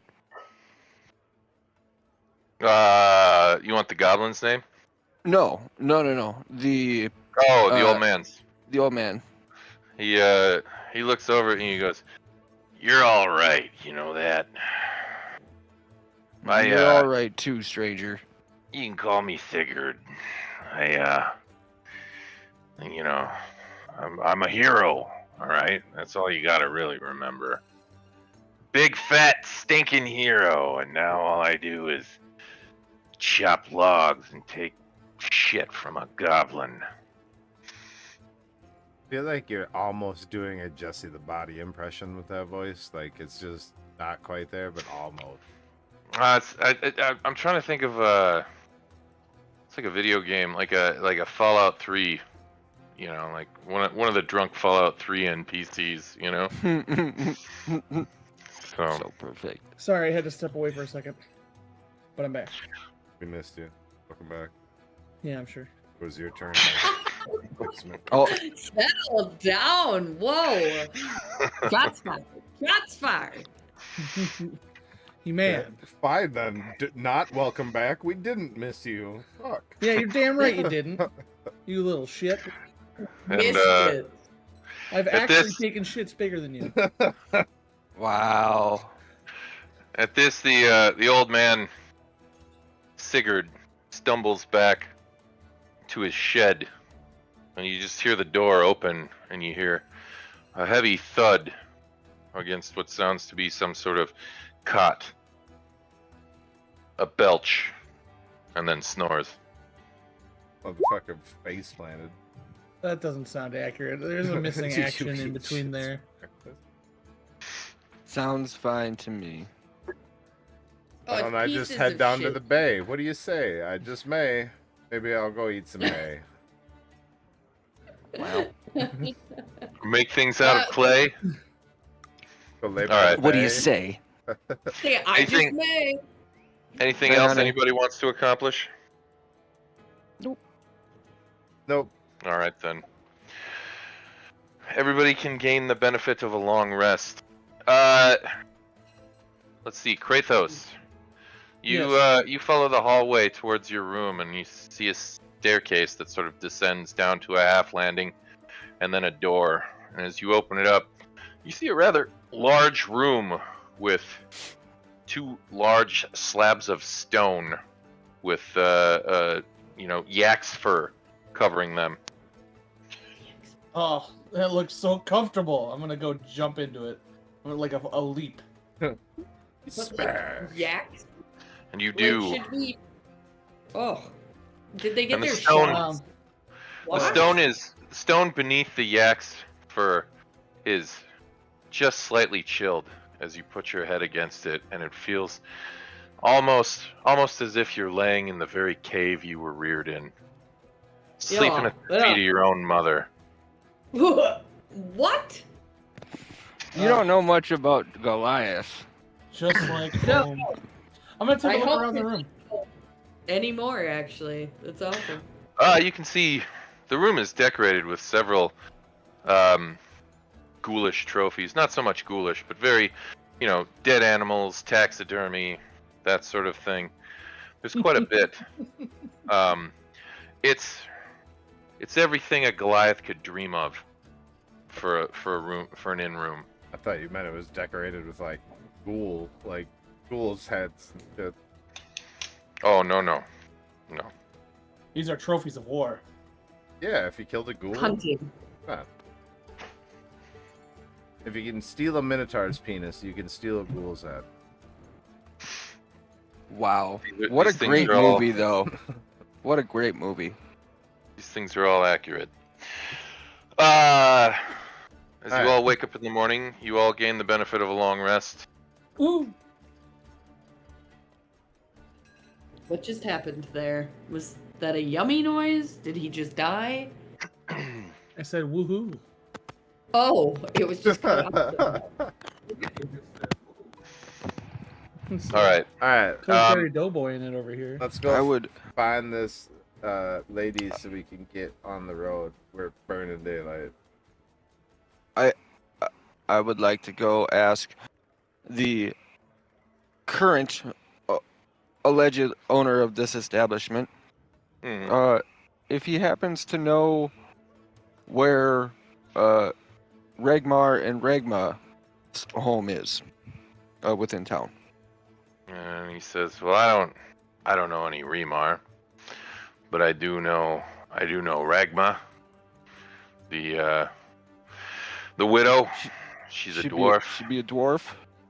Yeah, she's in one of the newer cabins on the edge of town. You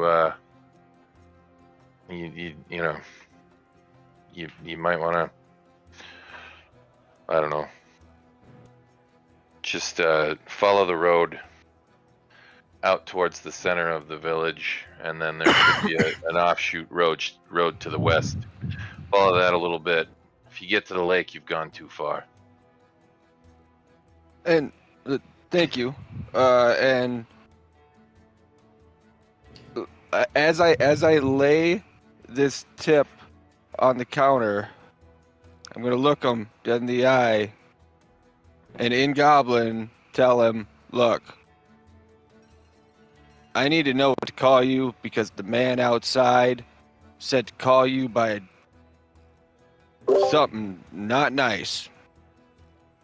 So I need to know what to call you, man, or Goblin." Man. Round here, most people just call me Barkeep, and that's what I tend to go by. Is that what you like to go by? I know what he told you to call me, and there's only a handful of people who get to call me that, and he ain't one of them anymore.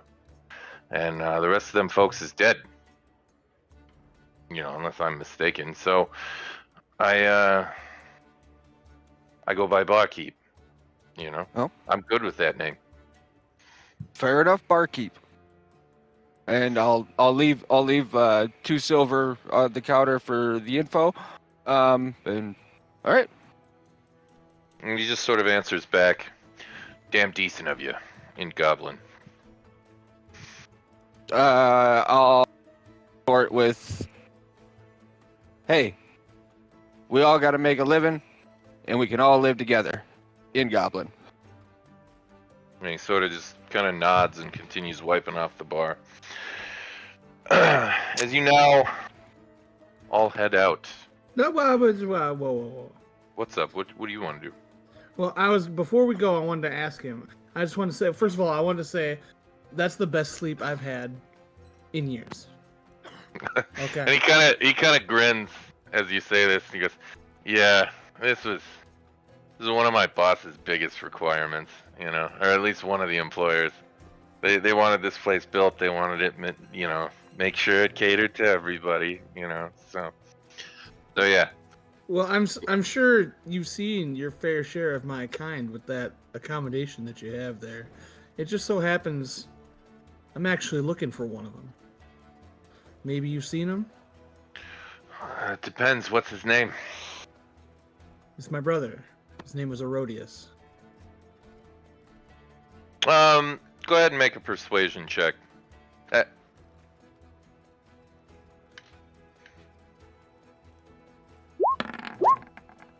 I'm so persuasive. Yeah. Yeah, as you say this, let's see here, 1 second.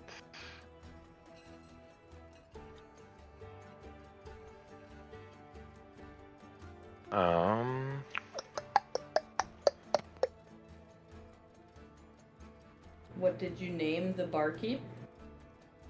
Yeah, barkeep. His name is Barkeep. So that you can find his character sheet right now in the DM guide? Oh yeah, he goes by a different name. That's fine. Yeah. You kind of go ahead and make an insight check. Something else I'm really good at. No. You can see a genuine look of shock on his face as you say that name. And You recognize his name? he says, I knew you, brother. And you know, you can believe me when I tell you he's dead. How do you know he's dead?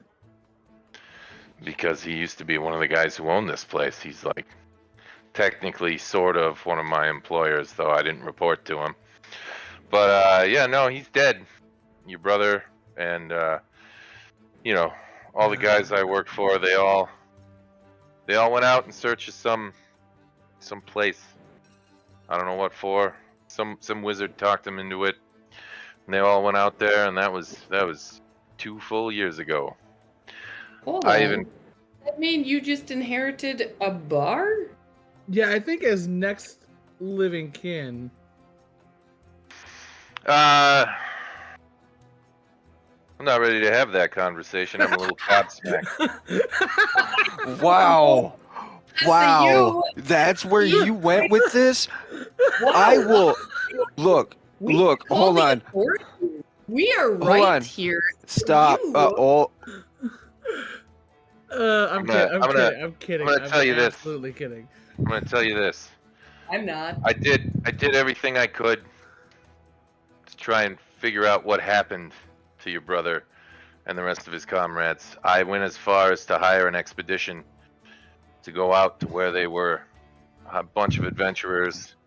Seemed like pretty tough kids. Only 3 of them made it back. They were all whimpering and sobbing, noses running. Yeah, but did you send Goliaths? No, I mean, you don't see a lot of them. You're like the first one I've seen since Herodias, you know? I don't know what to tell you. But, yeah, your brother's dead.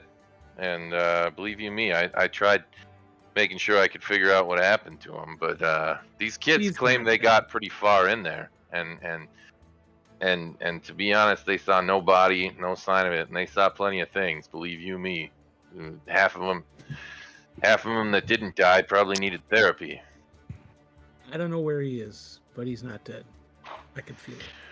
It seems like perhaps we should go investigate where these children failed to penetrate. Then, you know, where was this place? Don't say those 2 words in the same That's a sentence. fabulous choice of words, friend. I will do real well up here. I think we need to hire an estate lawyer. That's what we need to do. We just inherited a bar over here. Yeah. No. I will like circle around. No. There's 4 against you, bruh. So I say the smart folks over here are gonna. What do we need? What do we need? What do I? End of campaign. Why? We live here now. No, I do not. And drink Look, ale till we die. Nope. I don't care about owning the bar. I'm still looking for. from now on, until otherwise stated, everything I say is in Goblin. Okay. My companions are fucking idiots, and I can't control them. Don't worry, they're not going to try and take your bar. This isn't my first group of adventurers that I've been around. All right, they're all fucking idiots. All right. You're me, I've not. worked for a bunch of them. Hold on 1 second here.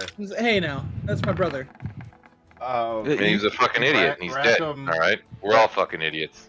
You know what? Rackham, He's do, getting docked up do an for insight check. Do what now? Can you, Nick? I am outside smoking a cigarette. I wasn't What do you expecting this. An insight check.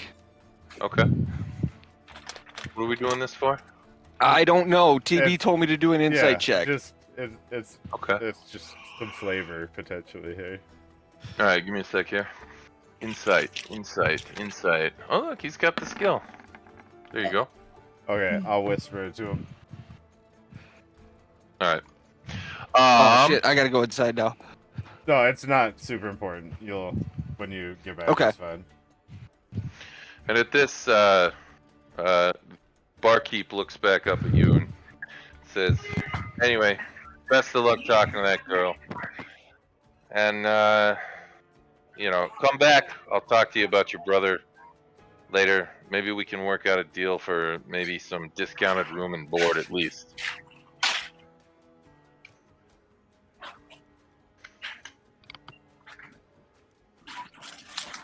Or not. That's cool too. No, I'm sorry. Say that again.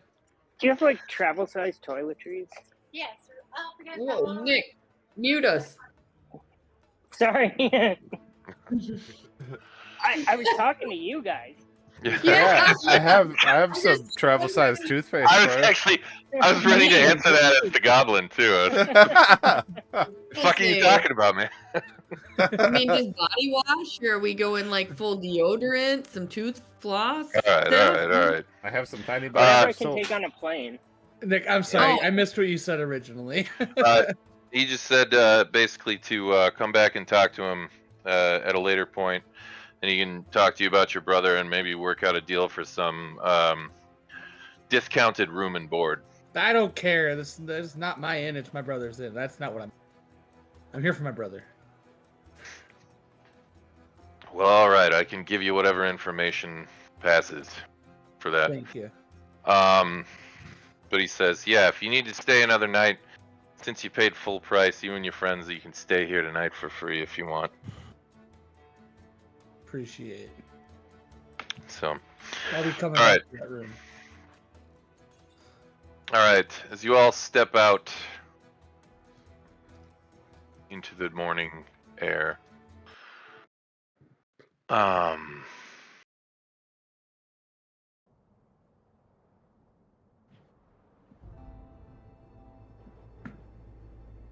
right.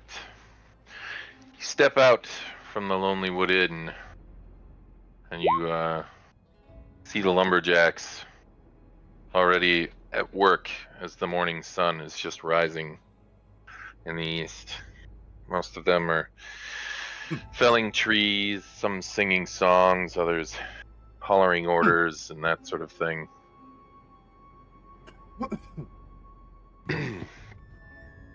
Make our way. Okay. Making our way downtown.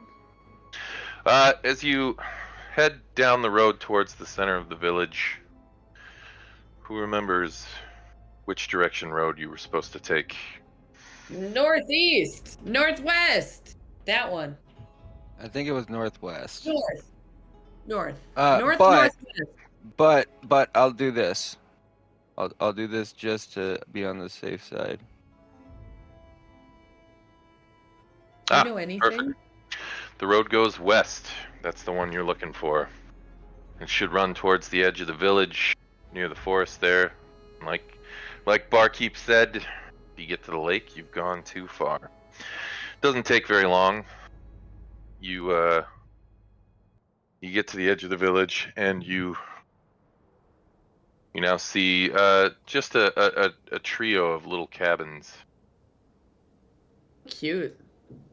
And as you approach, you try to discern which one might belong to Ragma.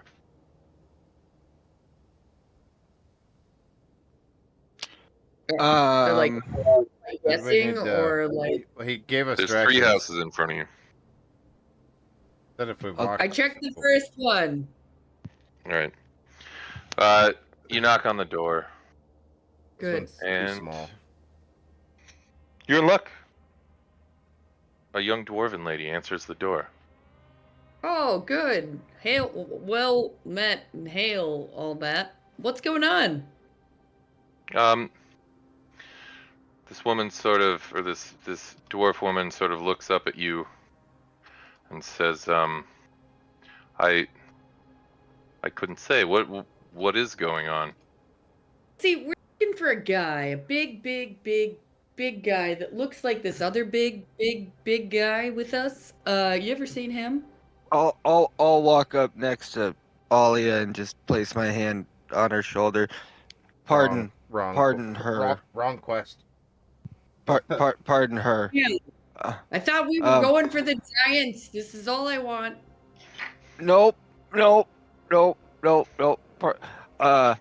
And I will sheepishly reach for her father's bag and present it to her and try to get out the words. Oh, by the way, but I the money can't. here is ours. Anybody want to actually ask this dwarf her name and make sure that we're handing the bag to the right dwarf? Look, I'm not handing it to her. I'm like presenting it to her. If she reacts to it, it's her. Like this would be her father's bag that she knows, right? Oh, TB actually said that out loud. Like he was like, "You guys just ask her name." I'll sheepishly say, "Are you Ragma?" And she says, "Yeah." Bad news, your dad's dead. Give her the pack. Let's go. Oh. There's a really good business deal. I'll hand the pack over. Oh, he is so unpolite.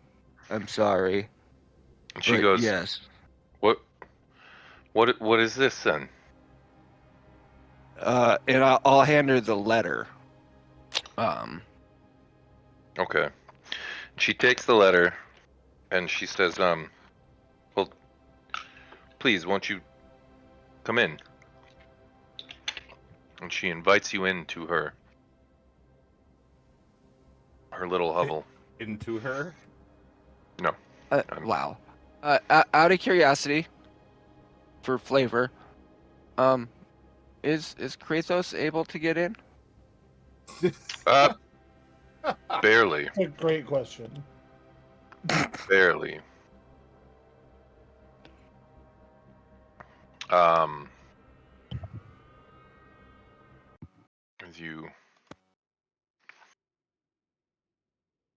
As you step in, Ragma sort of has a kettle boiling over the hearth and offers you some tea.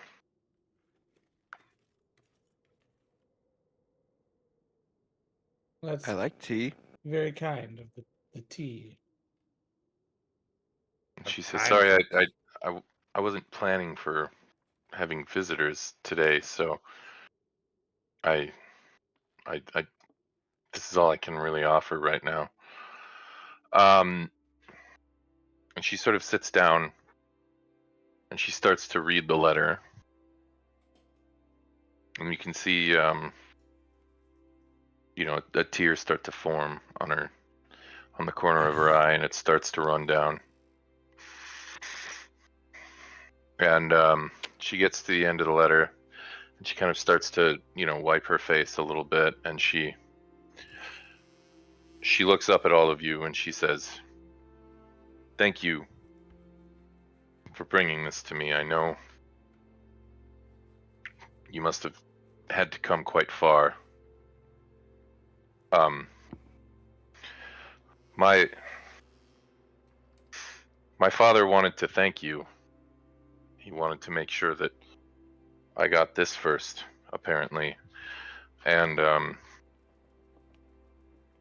she sort of looks at the bag and begins to reach in, and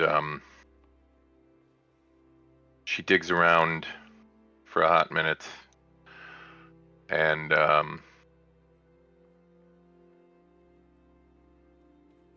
finally pulls out something rather large and heavy. It's about the size of her forearm, but it's a large precious metal bar. And she says, he says here he agreed on an amount with all of you, but he also left me quite a bit more than I'll ever be able to spend in my lifetime. And she presents the giant precious metal bar to you and says, it would mean a great deal to me if you would take this instead.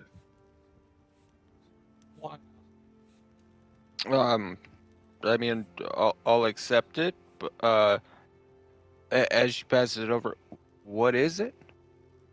Go ahead and make an investigation check. Would anybody else here? You should definitely let me see that. I'll hold on to that. That looks like metal. You should let me see that. I could definitely do something with the metal. I know more about metal than anybody. You should let me have the metal. Give me the metal. TB. TB. Yes. I'm not looking at anything but the metal. I'm just staring at it. I'm gonna slowly walk closer to you. TB. Yes. Yes. Do not just put this in your magical mystical bag. What bag? What is it? Bag. It's metal. It's metal. Can I see the metal? I will. I'm gonna hand it to him. I will snatch it out and of watch his him and watch him try and like take it as he floats downwards. I'm assuming it's got to be pretty heavy, but it's got to be heavy. I'll straight up cast Identify on it. I want to know everything about this metal. Okay. Which I can do as a ritual, correct? I can do as a ritual. You can. I will do as a ritual. And as you begin to cast the spell, Ragma sort of just interrupts you and says, "You don't need to do that. It's a bar of platinum." Oh, well, it's useless metal then. What is this? I mean, well, so a platinum coin is basically worth 10 gold. A bar of platinum is worth a fortune. What do I? I would know what this. I would know what this is then. Yes, this is. Oh, okay. This is so. Platinum is another type of currency. It's a very rare one, especially in these parts. A bar of it is worth like 2,500 coins, and each of those platinum coins would be worth 10 gold. So okay, you do the math.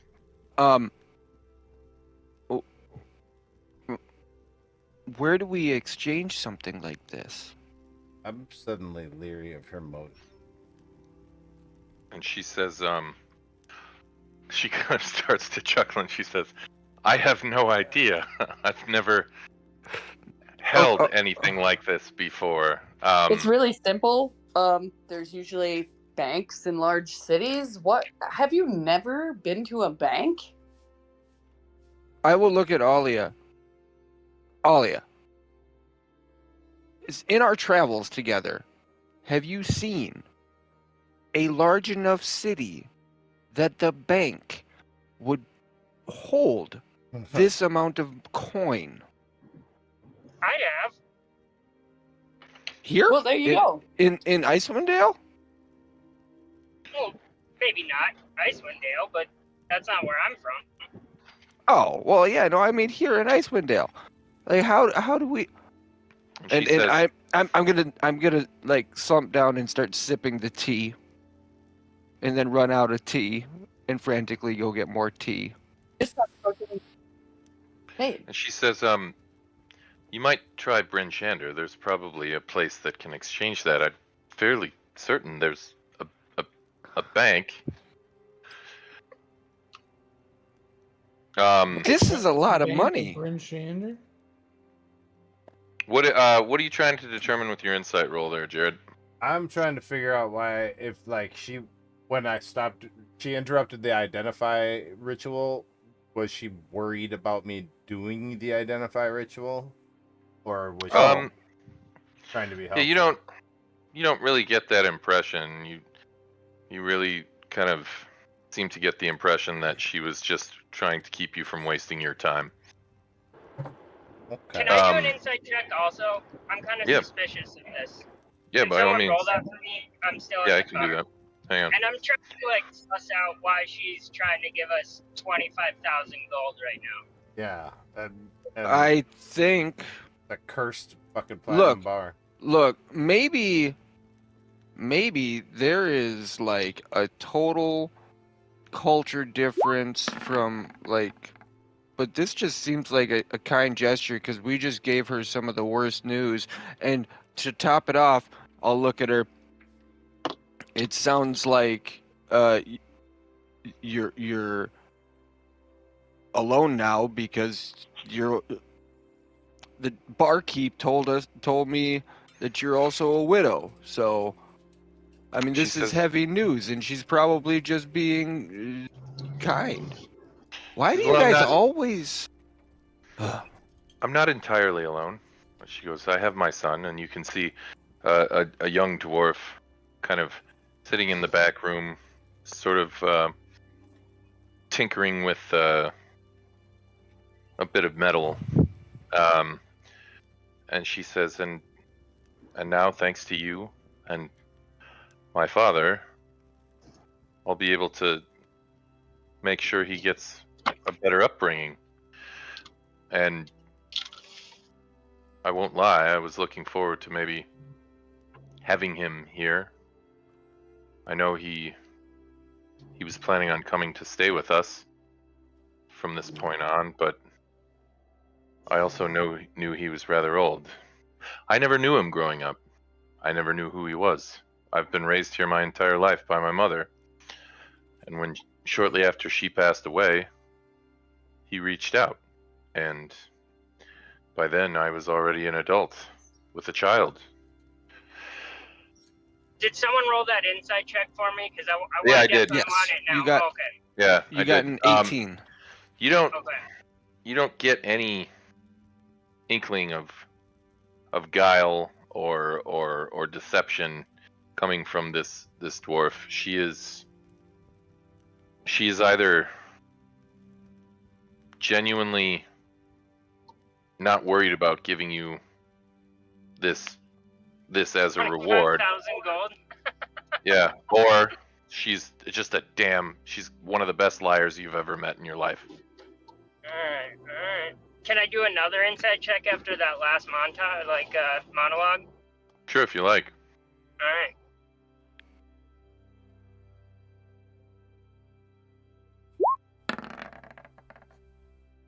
She seems genuine in talking about her wish for her father to have been able to stay with them, and you don't get the impression that this woman is, one, lying to you, and two, greedy in any way. Yeah. You get the impression where that... did you happen to get this platinum bar? Oh, it came out of the bag. Oh, it was in the bag. Oh. Yeah. It came out of the bag. Okay. Alright. And she says, his letter here says that you're each owed 200 gold pieces, and well, I don't need all of this. What he left me. I have enough so that I can spare this without having to worry about it. And honestly, it's so rare that people can rely on the kindness of strangers to do a decent thing. I wanted to genuinely show you my gratitude and hopefully reinforce in you that doing something decent for someone isn't a bad thing. I'll look back at the party and sip the tea. God. There is a reason for being nice. Although Forgive my what cynicism, she's ma'am. saying I come from the big city, and those sort of sentiments haven't been reinforced for me. TV's not But I going to say appreciate this. your generosity. TV's not going to say this, but I'd just like to point out that if she pulled one platinum bar out of there and gave it to us, that means there were probably a whole lot more in that. There's more. Like I never opened the bag. I never looked inside. I know that I would have seen nothing, and I would have reached into abyss because of how you labeled it. I had no idea that it was a bag of holding until you labeled it in the compendium. Oh yeah. Well, But good thing you because didn't put it in the bag of holding. Yeah. yeah, good thing I did not. And good That thing you would've- didn't tell me it was a bag of holding before I didn't handed know. it to her. I didn't. My character didn't know. I knew as a player, but only because he revealed the info probably on accident. No, I don't think was so. I thought she- somebody did identify on it. No, No, Oh. but no. even more particularly, what's really interesting is she got her dad's bag, a dad she's somewhat estranged from, and knew what to grab out of it. Because isn't the power She of got the a bag, letter. you have to know what's She got in a it? letter. I gave her a letter written from her dad, which probably had the contents of which is in the bag, so she could get it. I'm just saying, that's a I lot didn't of stuff open. to write down. It was a final goodbye will from her father. It's probably pretty lengthy. And probably says something like 10 platinum bars. Here's my fortune. Like, That sounds accurate. I anywho, guess. I would like to take the time to draw out a little map so she could, if she ever wants to take the pilgrimage to see where he is buried, and just leave that with her so she has it. And God damn it, I meant to whisper that. Sorry, I meant to whisper that. Okay. Do you want him to whisper to me what it's for? Look, because I just said I'm making her a map, I have to do this at disadvantage. Okay. Nice.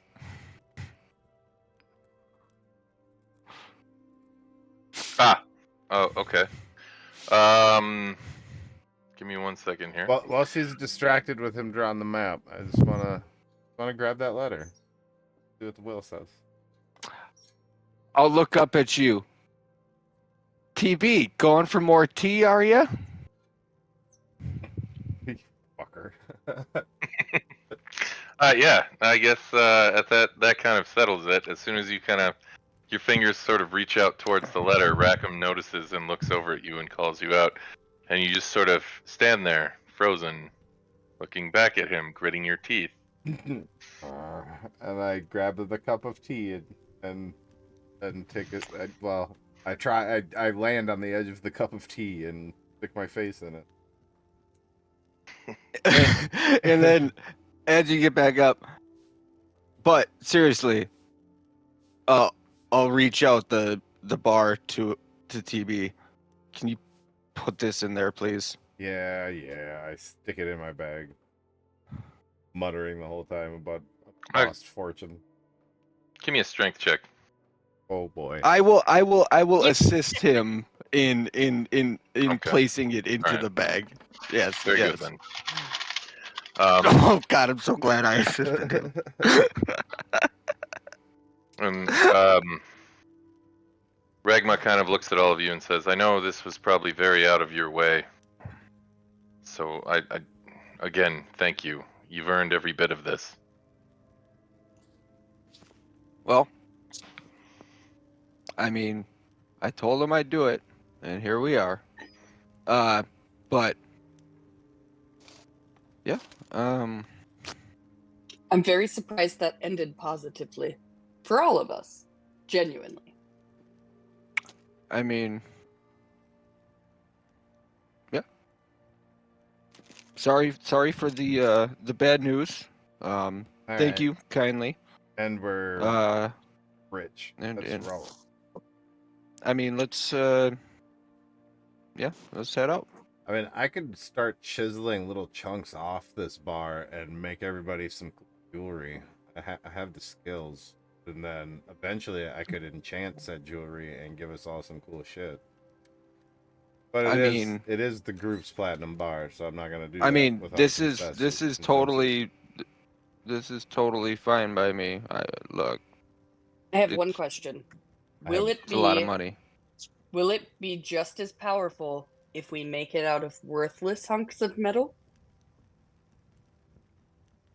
Well, I mean, if you're going for power only, then yeah. But if you want to like be dripping with some bling, I mean, you gotta get the shiny. You go with the platinum. Gotta get so that if we shiny. gave you so just like as much in copper, it could look shiny. Who wants to wear cool. a copper pinky ring? And I'll totally like lean in towards. I'll actually say, lean in towards TB. Grills? Who wants a copper pinky ring? No, we should all get grills, platinum grills. Hell yeah, I'll make platinum grills of like plus armor protection or something. As this conversation goes on, Ragma finally sort of finishes the rest of her tea and kind of says, "Oh, well, look at the time." Oh yeah, we should be going. Bye now. Get out of my house. Thank you for the tea. Thank you for everything you've done. And You're welcome. she sort of gestures to her son to wave goodbye to all of you, and he sort of looks up from what he's tinkering on in the other room, and he waves. And then you head out the door into Lonelywood. As she points at her kid and we see him tinkering for just a moment, TV looks at the thing he's tinkering and kind of hesitates, and then looks at the child itself and kind of snorts in disgust and leaves. And all Arya's sorry. Wow. What did I say? What the fuck is my name? Alia. Alia. Alia. Yeah, there we go. Good. As she looks back, she's like, "Gosh, so nice of that young man to take care of his special needs grandma." What happened to you as a child? I don't know. I was hurt. Sorry. You lived under power lines as a kid. Yeah. Why? Why? He was just tinkering. He seems very smart. Okay. All right. You now find yourselves once again outside in the cold. Well, can somebody do a history check on did we have anything else going on now that this was over? Other than a lead on Herodias? Yeah, we should investigate that Herodias lead. That's kind of all we got right now. I mean, right? The initial convoy died with the dwarf dude, and then we right. Find that estate attorney. I mean, we could purchase a bar relatively cheaply. Oh my goodness. I mean,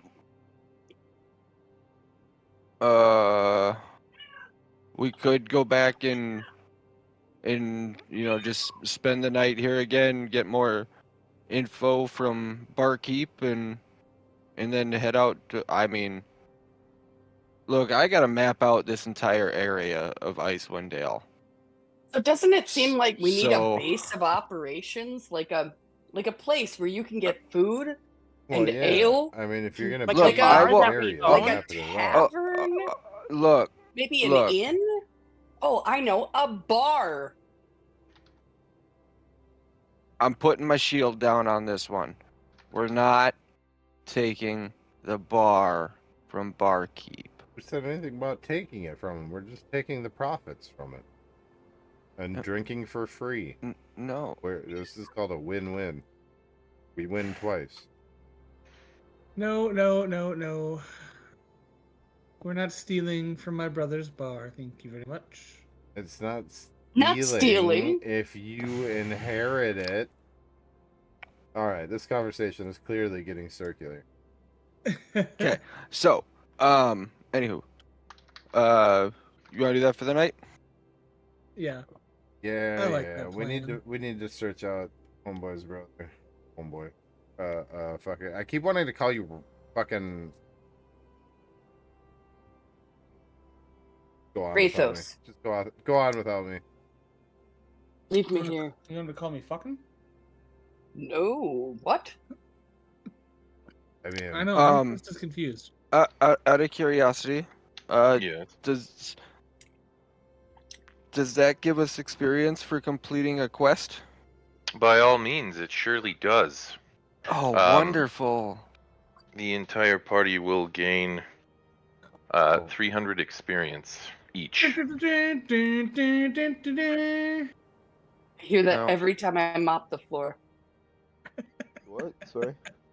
What? Everybody gains When 300 you experience complete a each. task.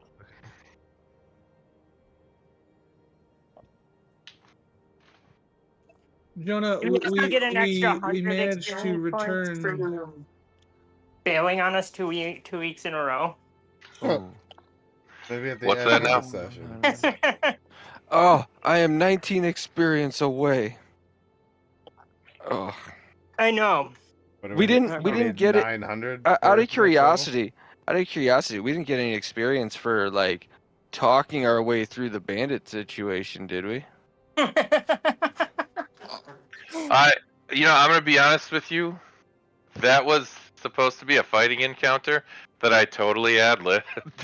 Like I thought that I didn't know how I was gonna approach that. Honestly, at first I was like, "Here's what I'm gonna do. I'm gonna have this guy serving as a decoy." Because at first I was like, "I'm gonna have this guy just yell angry shit at them and have them come and attack him, and then have all these guys come out of the woods." And I'm like, that just seems like kind of clever, but I feel like I could dig deeper, I was really just kind of going by the seat of my coattails on that one, and look, I loved every moment of it. Every moment of it. I thought it turned out pretty well, right? But out of curiosity, would that gain the party at least 25 experience? Let me ask you something. Yes, sir. Did the situation change in any way at the end from how it had been when you first encountered this group? Yes. Yes. We're 19 points short of the next level. Here's why. Currently, TB has now 2 instead of only 1 active slots on his artificer's tinkering. Yeah. That is a constant stagnant status. Listen, I thought I'd bust your chops a little bit here, but yeah, go ahead and we'll call it 350 total. Oh damn! All right. Oh damn! That's a lot more than I was expecting. Thank you. I'm saying 350 total, so 50 on top of your 300, not another 350. All right. Cool. Perfect. That's exactly what I was hoping. And then if you want to quick do the leveling up math, we can. What is that? 931. 931. Yes. Jonah, we've leveled up. Shit. I also have a good argument for why you should give us experience for that, and it was because, you even said it was supposed to be a fighting encounter, but we managed to talk our way past it without getting into a fight. No, you didn't talk yourself out of it. No. I talked myself out of making it a fighting encounter. I talked myself into making it a comedic encounter. However, the thing about it is that I find that when you've got a murder hobo party, getting them to want to kill things that's like shooting fish in a barrel. All right. Easy. Getting them to think about whether or not to start killing people, and then slowly talking themselves out of it. Now that's the chef's kiss of DMing right there, right? So what you're saying is that we need to kill more people. All right, let's raise this village. What I'm saying, let's what I'm saying is, village to the ground. I'm not as proud of you as I am proud of myself. Okay. Why don't you give yourself 500 experience? I'm gonna. All right. Gonna. But yeah. So, anybody feel like rolling them dice on their hit points? Mine's already there. What'd you get? Oh, let's take a look. I got a little 7. Just a little 7. Nothing great. So you rolled a 4? That's not terrible. Yeah, I rolled a 4. They can't all be good. Anybody else rolling them bones? Oh yeah. I'm gonna take the. Oh, there we average. go. Make yourself a 7. That's not bad. Taking the average, okay.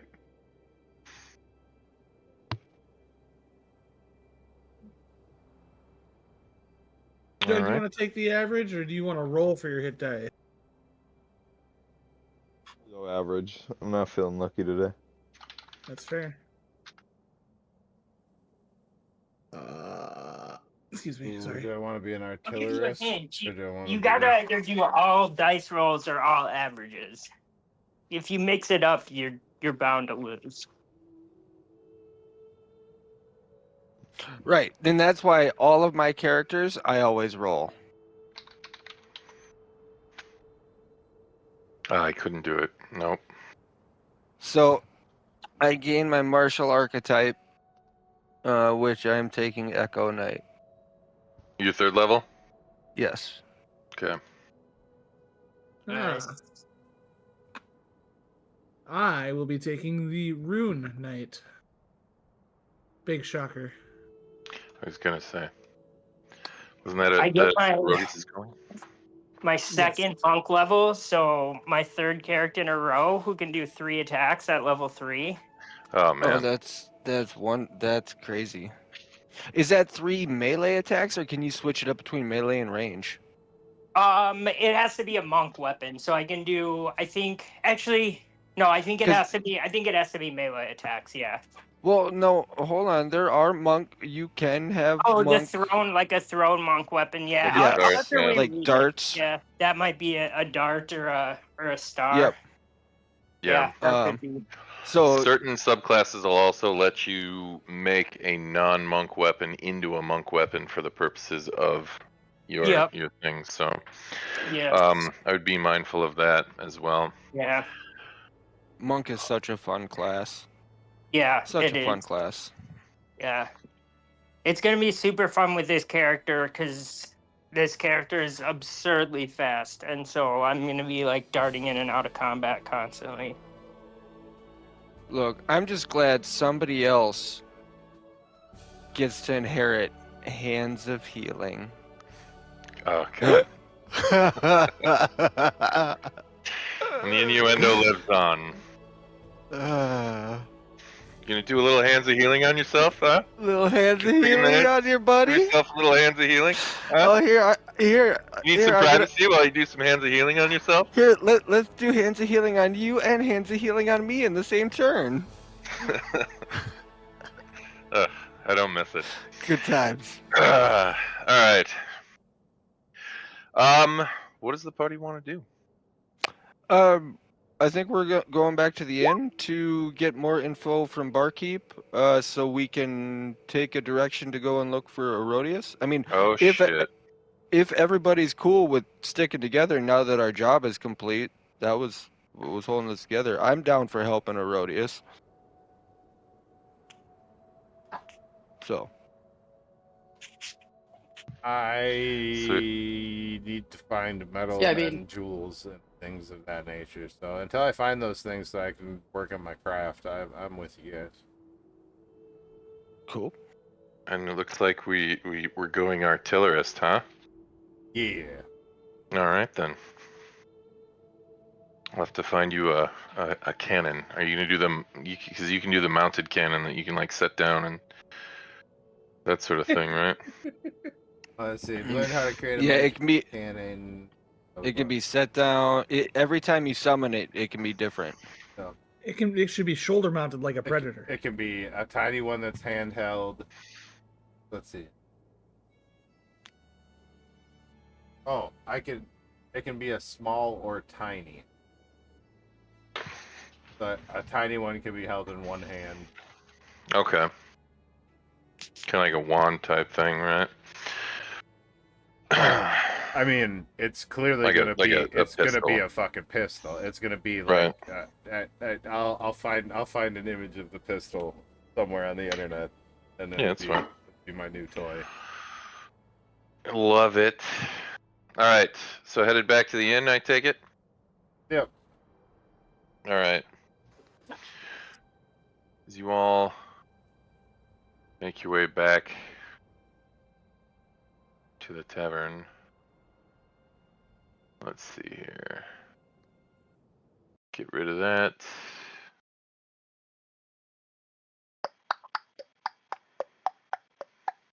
All right. As you all walk in, you can see Barkeep sitting behind the bar. He sort of looks up at you. He says, so did you find Ragma's place? Yep. All right. Yep. Thank you kindly. And you can see, kind of as you're talking to him, there's a large group of people in the common area here, and most of them are distraught as one person sort of standing on the table, sort of kind of shouting to the rest of everyone, and everyone else seems to be asking questions and seems to be panicked and freaking out. At which point, a little halfling woman who's been standing by the door kind of makes her way into the center of the room and kind of ascends up onto the table next to this other person, and everybody kind of grows quiet as this halfling gets up on the table, and she kind of puts her hands out to kind of get everyone to quiet down. And everybody kind of, as the hush falls, she goes, I'm sure all of you have heard at this point, and I can confirm there has been another disappearance. Overnight. We're still looking into it, and I can't give much more information on that. All right? I would ask everyone to remain calm and to make sure that when you're going to sleep at night, you are locking your doors. And one of the people yells out, they said their footprints just disappeared in the middle of the snow. And she goes, I can't talk about that. I can't go into any of that yet. When we know more, I can tell you. And several of the people just start issuing out questions left and right. And at this point, she kind of gets down from the table, and makes her way over towards some of the other folks in the corner. These people don't wear like uniforms or anything. She's talking to them, but you can kind of tell that these are kind of like sort of like volunteer town watch or even militia, that sort of thing. And you can see there's sort of a conversation taking place, and then it wraps up. At this point, people are now just starting in the center of the room to just shout out spurious, claims and shouting questions and all of this, and it's sort of threatening to descend into arguing. Barkeep sort of wraps his little hand on the bar and says, listen, she said everything she wants to say. Let's just keep it down, all right? I'm trying to run it in here. This ain't the town hall, all right? And at that, people kind of get quiet. Some of them start ordering drinks again. And the little middle-aged halfling woman then, after sort of discussing with the militia, then makes her way out. And the tavern sort of falls into sort of a general sense of normalcy at this point. As pissed Barkeep just gives a heavy sigh and just shakes his head and continues wiping the bar, and he looks up at you all and says, well, listen, I promised you a free room, but I don't know. After this, you might not want to stay in this town tonight. I wouldn't blame you.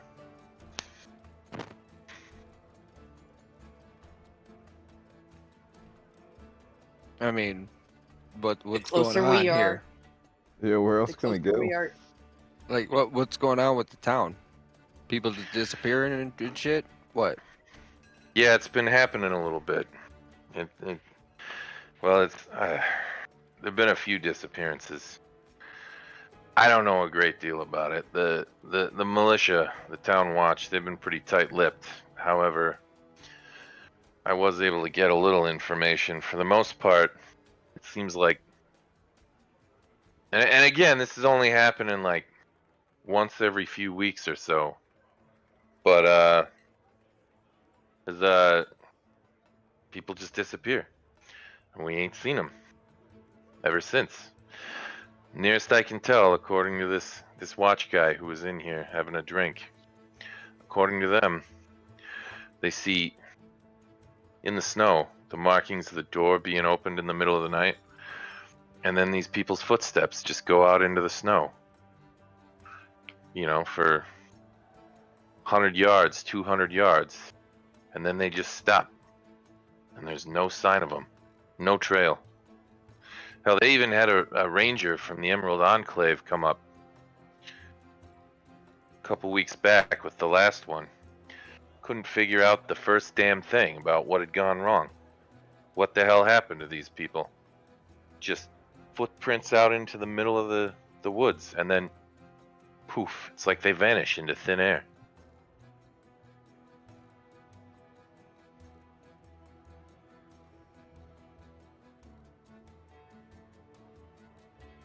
There has to have been some witnesses. Apparently it happens in the middle of the night.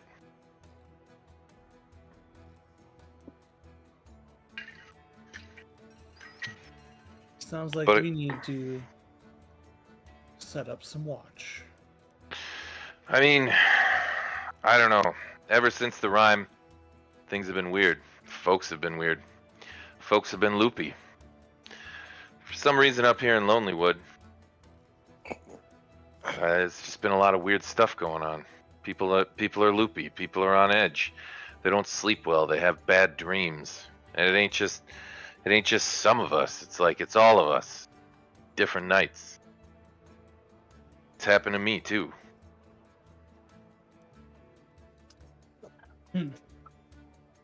I'm sure we can get to the bottom of this. It's your lucky day. This party happens to have a highly skilled investigator. He helped solve one town's problem just a few days ago. Well, I mean, if that's the case, I would suggest you make your way over to the speaker's house.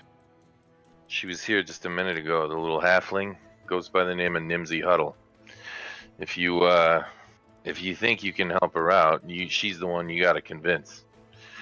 But you know, let's just say I'm not going to get too attached to you if you're going to go out gallivanting out into the middle of nowhere around here, because you know that always seems to be the death of everybody anyway. But as I said, your rooms are yours for the night, and if you want to stay longer, I'm more than happy to negotiate a discount, seeing as you're kind of entitled to the friends and family discount, right?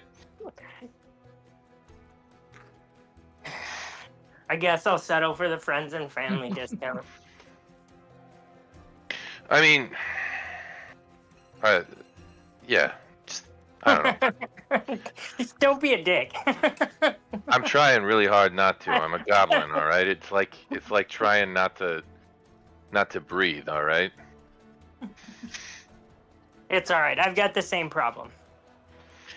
Anyway, yeah, I don't know. You've got the room for the night. If you're really interested in taking this on, I'd say go talk to Nimsy. Or don't, and just sit here and drink beer. That's all that fucker's done ever since the day he was left behind here. And he points back at the old man's cigarette at the back of the bar, who then throws his arm up in the air and sort of like he's batting off the comment and says, "Go to hell, you green little shit."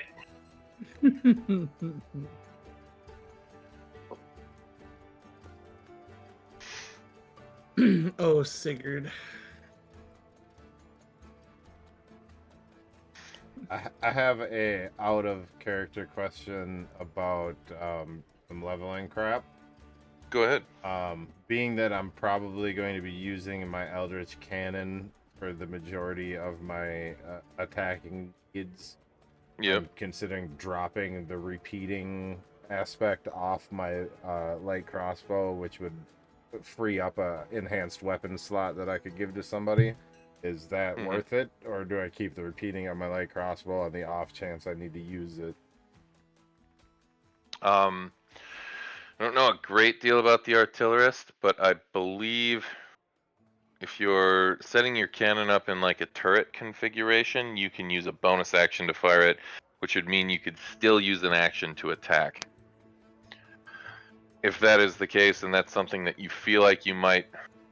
Well, even when I'm holding it in my hand, it seems like it still uses the bonus action to fire, so I'd basically, having the cannon just gives me a second attack, essentially.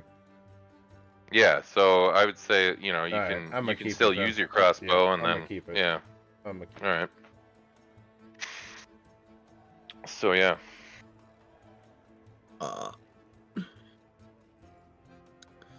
Well, so yeah. Well, I don't know about you guys, but I think it's time to go speak to Miss Nimsy. Nimsy who? Nimsy Huddle. Didn't you tell us to stay Nimsy Huddle, inside yes, and lock our of course. doors? What? This is true. Told us to stay inside and lock the doors, and then she left. Seems like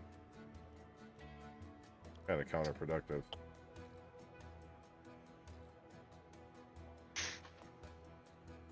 I see. Man. Yeah, you do make a solid observation. Who did we just lose? I am not sure. Looks like we lost Jonah. Jonah. I'm here. What? Oh. Oh, who did we lose then? Tom. Oh, we lost Tom. Oh, fuck that guy. There he is. And he's back. I don't know what is going on with my fucking headset tonight. It's the interweb. Alright. Heading to see Nimsy? Yep, let's go find this Nimsy. Who told us not to go outside? Let's go outside and find her. Alright.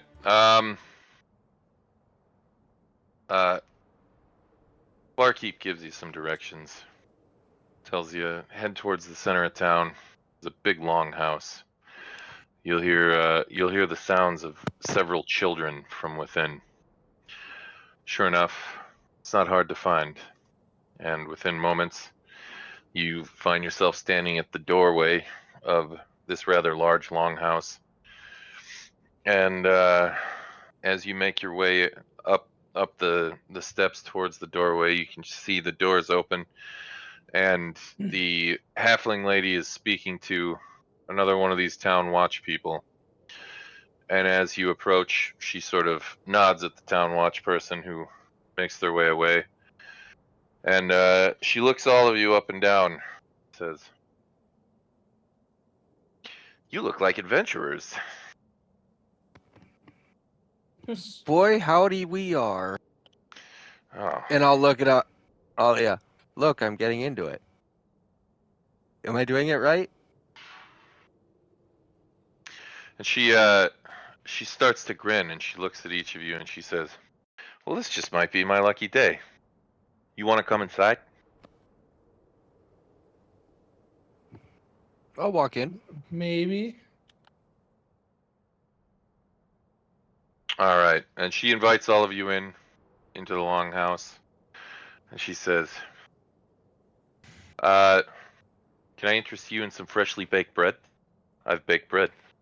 And as you kind of step into this longhouse, you can hear the sounds of children running all over the place. You can hear them stomping across the floorboards above on the loft, and you can hear laughter and yelling and tattletaling, and you can see she'll occasionally chide one of them to the sound of some tattletaling and this sort of thing, and she goes, "You'll excuse me if this isn't the best place to have this conversation. There are certain things I'm going to have to edit out of what I have to say, for the sake of not frightening the kiddos.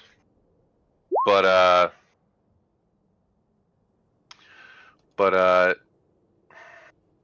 I'm actually looking to hire someone in your vocation. Are you I presume you're interested in work? I like work, yes. Jesus, good. What do you typically ask for? Work. Right now, we're asking for information. Okay. What do you want to know?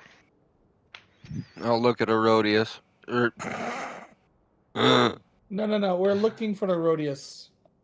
Yes. I would look at Kratos. You're looking for somebody, yes? Yeah, it's I've been looking for my brother. I heard a while ago he came through in town. I've been following his trail ever since. I'm joined up with these guys to make my way up here, but now that we're here, I need to make some progress. I found out that he was the proprietor of the, or one of the proprietors of the Lonely Wood Inn. From there, he disappeared after an expedition. We don't know where, we don't know why. I'm still looking for him. Well, I happen to remember your brother pretty well. We weren't close or anything, but he and his own ragtag group, because they weren't any more or less weird than the assortment you've got here. So you'll be happy to know that you and your brother traveled in the same sort of circles. That sounds about right. I can't tell you much about what happened to him, and I can't give you much information. Honestly, the goblin barkeep down at the Lonely Wood Inn would probably know more. He's the last person to try and look into it. He hired an expedition to go out and try and get to their last known place. It wasn't the sort of place somebody should go to typically, and it turned out pretty bad for the folks who went after him. Your brother's group had done a service to this town, as well as others. In fact, they're pretty well known, not just here, but even in Bryn Shander. I can't really give you any information on what became of him. I know before he left, they all sort of invested a lot of money into the inn and had barkeep sort of overlook everything. And truth be told, they had just saved the town from the Chardalyn dragon attack. And then I'll pipe up. Sigurd, the old guy over there, mentioned, that he had something to do with that. Is that true? yeah, he was there. He helped, as if he'd ever let you forget it. Oh, okay. Now what's he doing, though? Asking for beer and chopping wood. Exactly. Anyway, I suppose he at least was able to spare himself the same fate as the rest of your friends, or your brother and his friends, that is.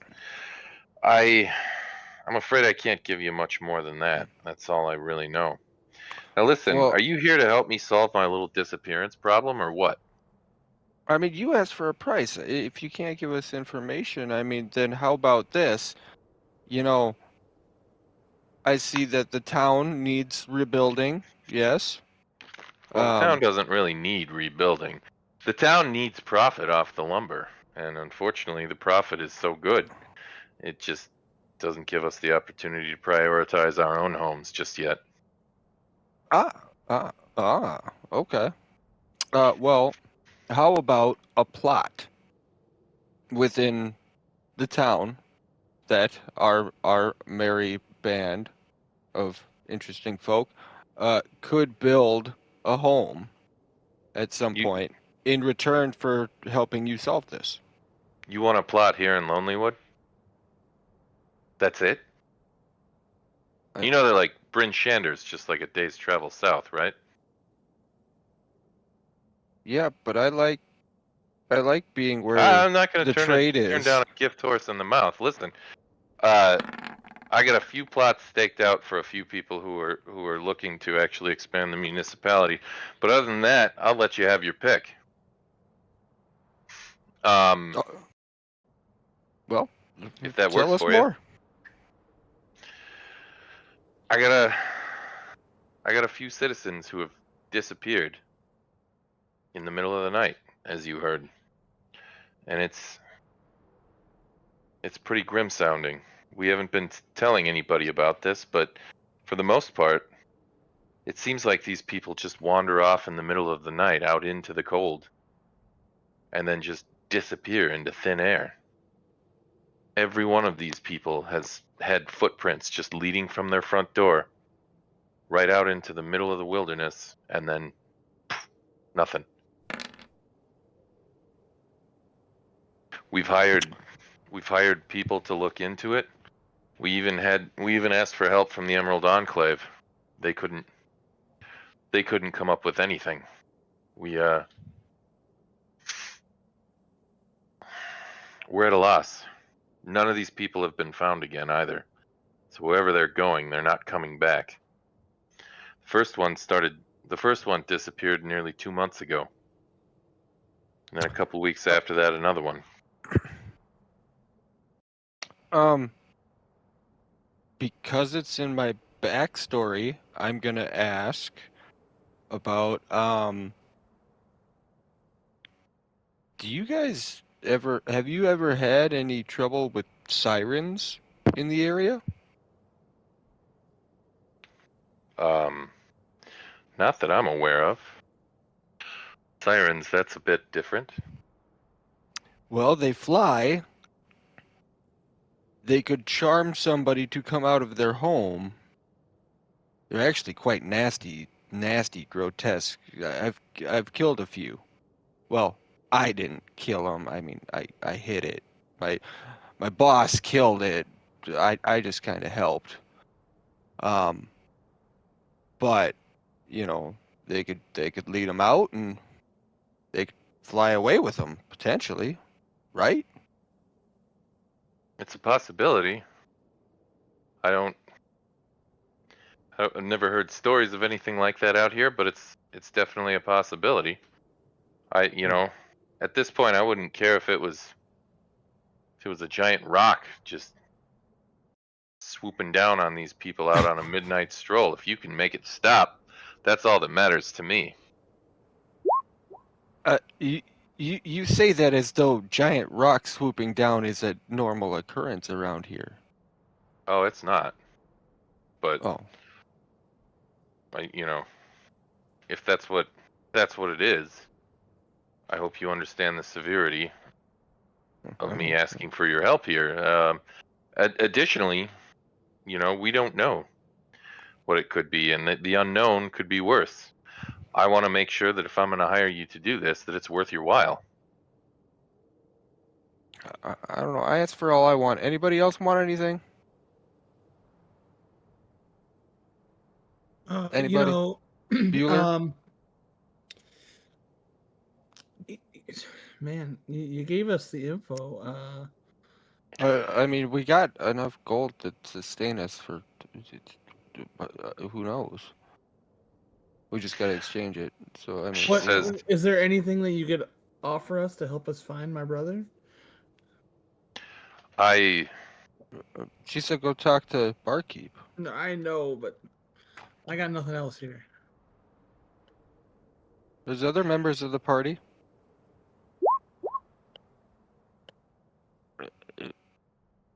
Okay, yeah, we're good. Yep. We're good. We're good. She says, all right. Well then, if a plot of land's what you're after, you can collect as soon as you've figured this out. If you figured this out. And any other information, all I can really do is give you the information on the people that have gone and disappeared. We were gonna start distributing out these handbills and putting them on the job board, but this is all yours.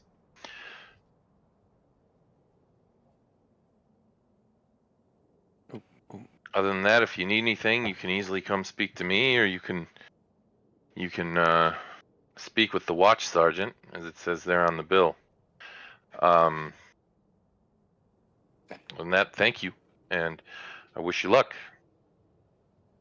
Right. Well, let's go I talk too wish to us luck.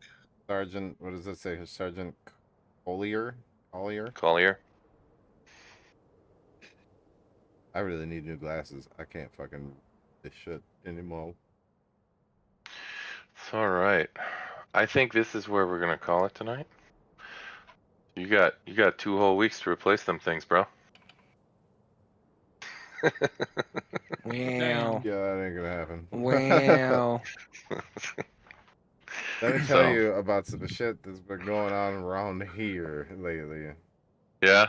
We got back from vacation to find our well pump had died, and we were dangerously close to having to drill a whole new fucking well. Thankfully, we didn't have to do that. Oh shit. Then we had several like smallish bills all come out of nowhere at the same time, and then on Saturday morning, Amy decided to go for a horseback ride, and her horse dumped over backwards on top of her and crushed her into the fucking ground. No fucking way. Is she okay? Well, the fact that she's still alive is pure luck, and the fact that nothing's broken is an absolute fucking miracle. She didn't break anything? She didn't break anything. Wow. God damn. But she is real hurt, and she's been laid up. Like, she can't hardly walk. Like, well, she can't walk right now. Yeah, fuck. She's pretty fucked up. So she went in, she didn't break a single thing? Didn't break a fucking thing. God, so she's just probably bruised as shit and strained a few things, huh? Yeah, her entire body is basically a bruise. The horse, like, jumped over backwards on her and then trampled her a couple times as it took off. Motherfucker. That's gnarly, dude. Yeah. Holy fuck. Yeah. And that's the reason why I hate horses, amongst others. I'm saying, I don't fucking like Jesus. horses either. And everybody's like, well, you just haven't met a good horse. I'm like, well, no, because there aren't any good horses. They're all fucking assholes. They're all terrible. I mean, I don't know. I've just always been indifferent towards them. Like, I've never understood people's obsession with horses. It's like, you're gonna pay thousands of dollars to do what? To That's dumb. Pile of shit the size of your head. Right? I think boats are dumb, but boats make more sense than horses. All right. Just saying. Wrong button. So, anywho, does anybody have any questions on?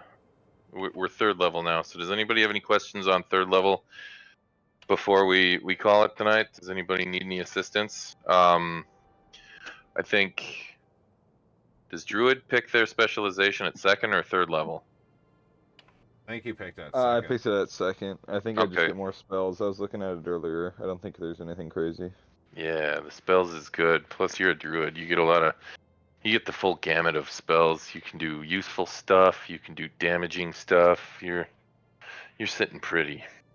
You're gonna be having fun. Yeah, you really are. I posted a picture of my handheld force ballista in the chat there. Don't look like when I summon the bitch. Oh my, look at that. It's all steampunky. Yeah. Very nice. Okay. Nick, do you understand how much warmth the name Nimsy Huddle brought to me? I know. Trust me. I totally forgot about Nimsy Huddle. I've had to do quite a bit of consulting with Nolan for this whole thing, because I was like, I called him today even, and I'm like, so listen, I know I've been pumping you for information on this whole thing, but like, I'm trying to think what I'm missing here as far as like, because I know we're gonna get to some spot and fucking Tom and Ian are just gonna spread out and start looking for all the little breadcrumbs. Nope, from the last campaign. Look, So you heard me. You heard me earlier, like, and you can rewatch the video. Ian starts digging into something, and I'm like, Ian, nope. Yeah, no, yeah. Ian, nope. Like, just let it come naturally. I mean, I hope, and I hope that with what I pursued, I hope that I didn't overstep like the limit of what I know. The thing is that like all bullshit aside, Ian, I can't do anything to control the fate of Herodias. That's all entirely in Nolan's hands. I know. So, but you also know that if you go anywhere near that place they went to at this level, you will fucking die. We will die. You will die. Is Herodias a previous character that somebody played? Yes. Previous character of mine. Yes. There are a lot of things that are going to come up that if I was on camera, like you guys would see me smile a lot. Oh, speaking of which, I meant to do this a while back. But I'm gonna switch Discord because speaking of on camera, I had to do a thing. And shave your beard. Oh my goodness. Again? Everyone look at him and laugh. I'll be back.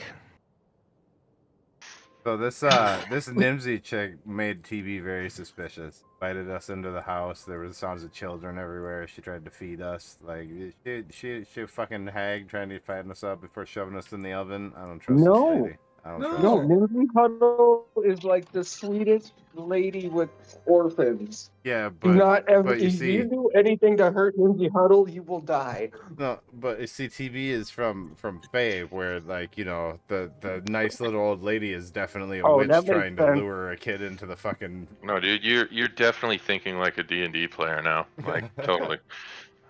That's where my brain would have gone first too. Hey, well, first time people have seen me this short facial hair in a long time. Oh, I can't see you. Oh shit! Look at that. You look like Kid Rock. You look 12. Tom, you should consider cutting your hair. Right? What's that? What? He looks fucking young, right? Yeah. If you cut your hair right now, that would be scary. It would look like. So, I literally have had multiple work days with an individual, and then yesterday they came up to me and they're like, I am so fucking sorry, I didn't realize who you were for the past week. And I'm like, yo, I get it. Because my work forced me to chop it off. And so it's like I can't afford to, let the job go. So, I had to do it. But it totally changes my whole who I am. I walk up to people that I know and start having a conversation and they don't realize who I am, and then all of a sudden it dawns on them. Dude, if I showed up to work without my beard, dude, none of the dogs would fucking recognize me, let alone the people. Fuck, it would be an absolute chaos. I will admit, I look 20 years younger. Well, who wants to look 20 years younger? I don't. I miss my long ass gray hairs. Trust me, you'll have plenty of time to look old. That is, if you do the whole life thing right. Yeah, I mean.